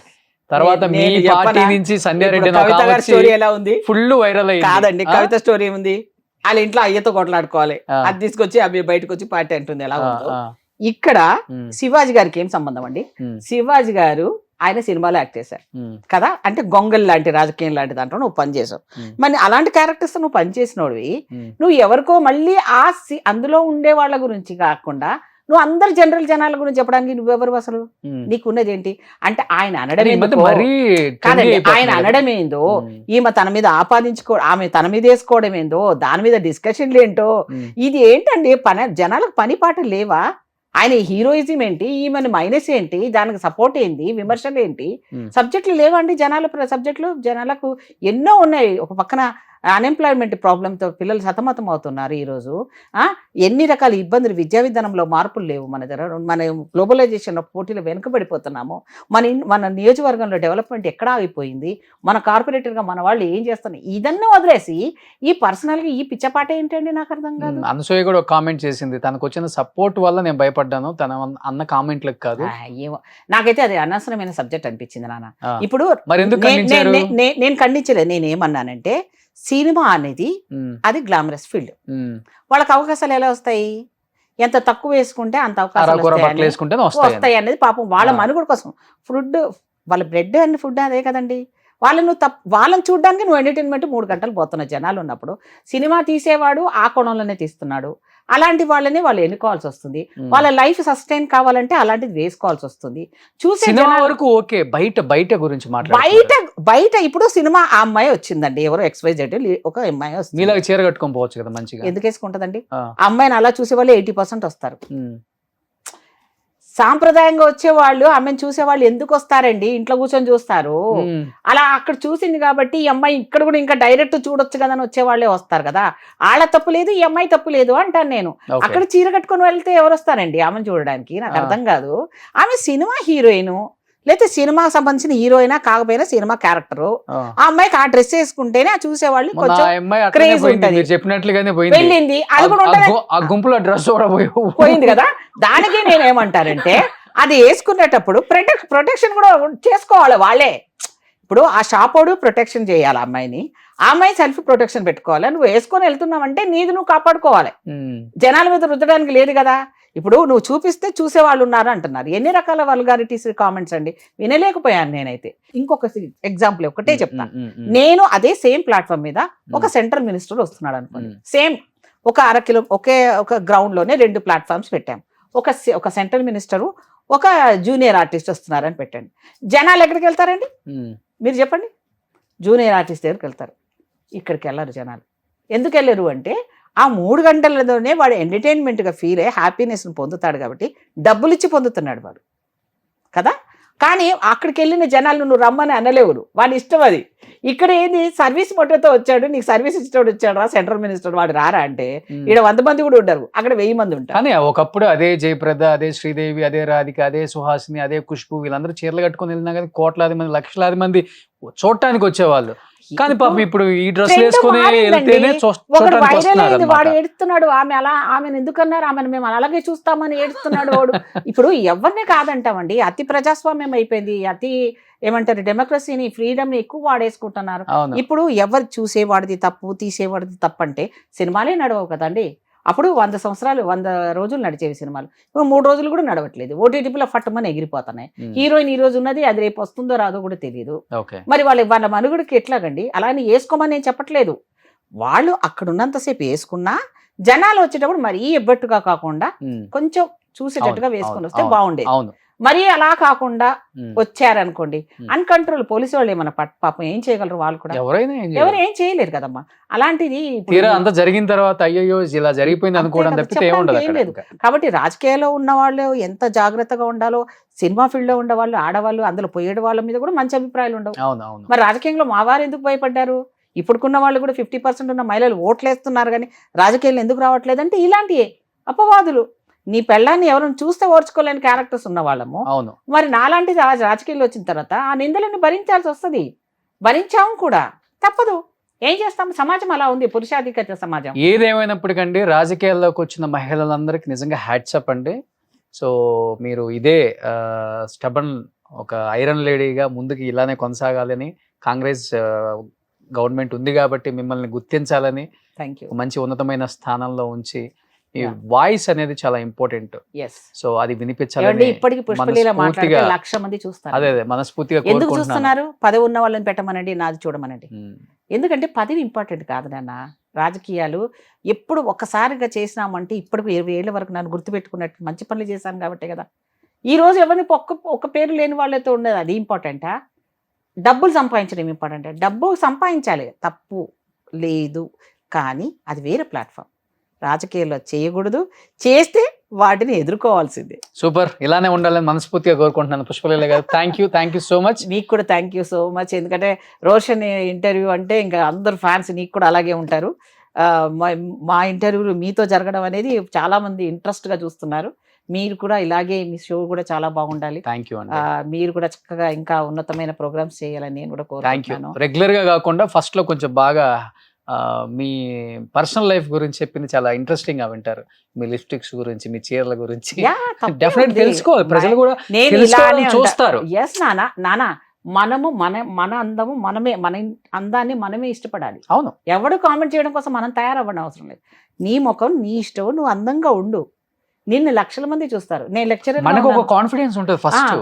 నేను బయటకు వెళ్తున్నానంటే నా స్టూడెంట్స్ ఇప్పుడు కూడా, మేడం మీరు ఇప్పుడు ఎలా ఉన్నారు, అప్పుడు ఎలా ఉన్నారు, ఇప్పుడు ఎలా ఉన్నారు, చాలా దా కాంప్లిమెంట్. ఒకటి నేను ఈ వయసు ఎంతమ్మా అని అడిగాను అనుకో, సినిమా వాళ్ళు చెప్పరు, ఆడపిల్లలు చెప్పరు కదా, నన్ను అడిగారండి.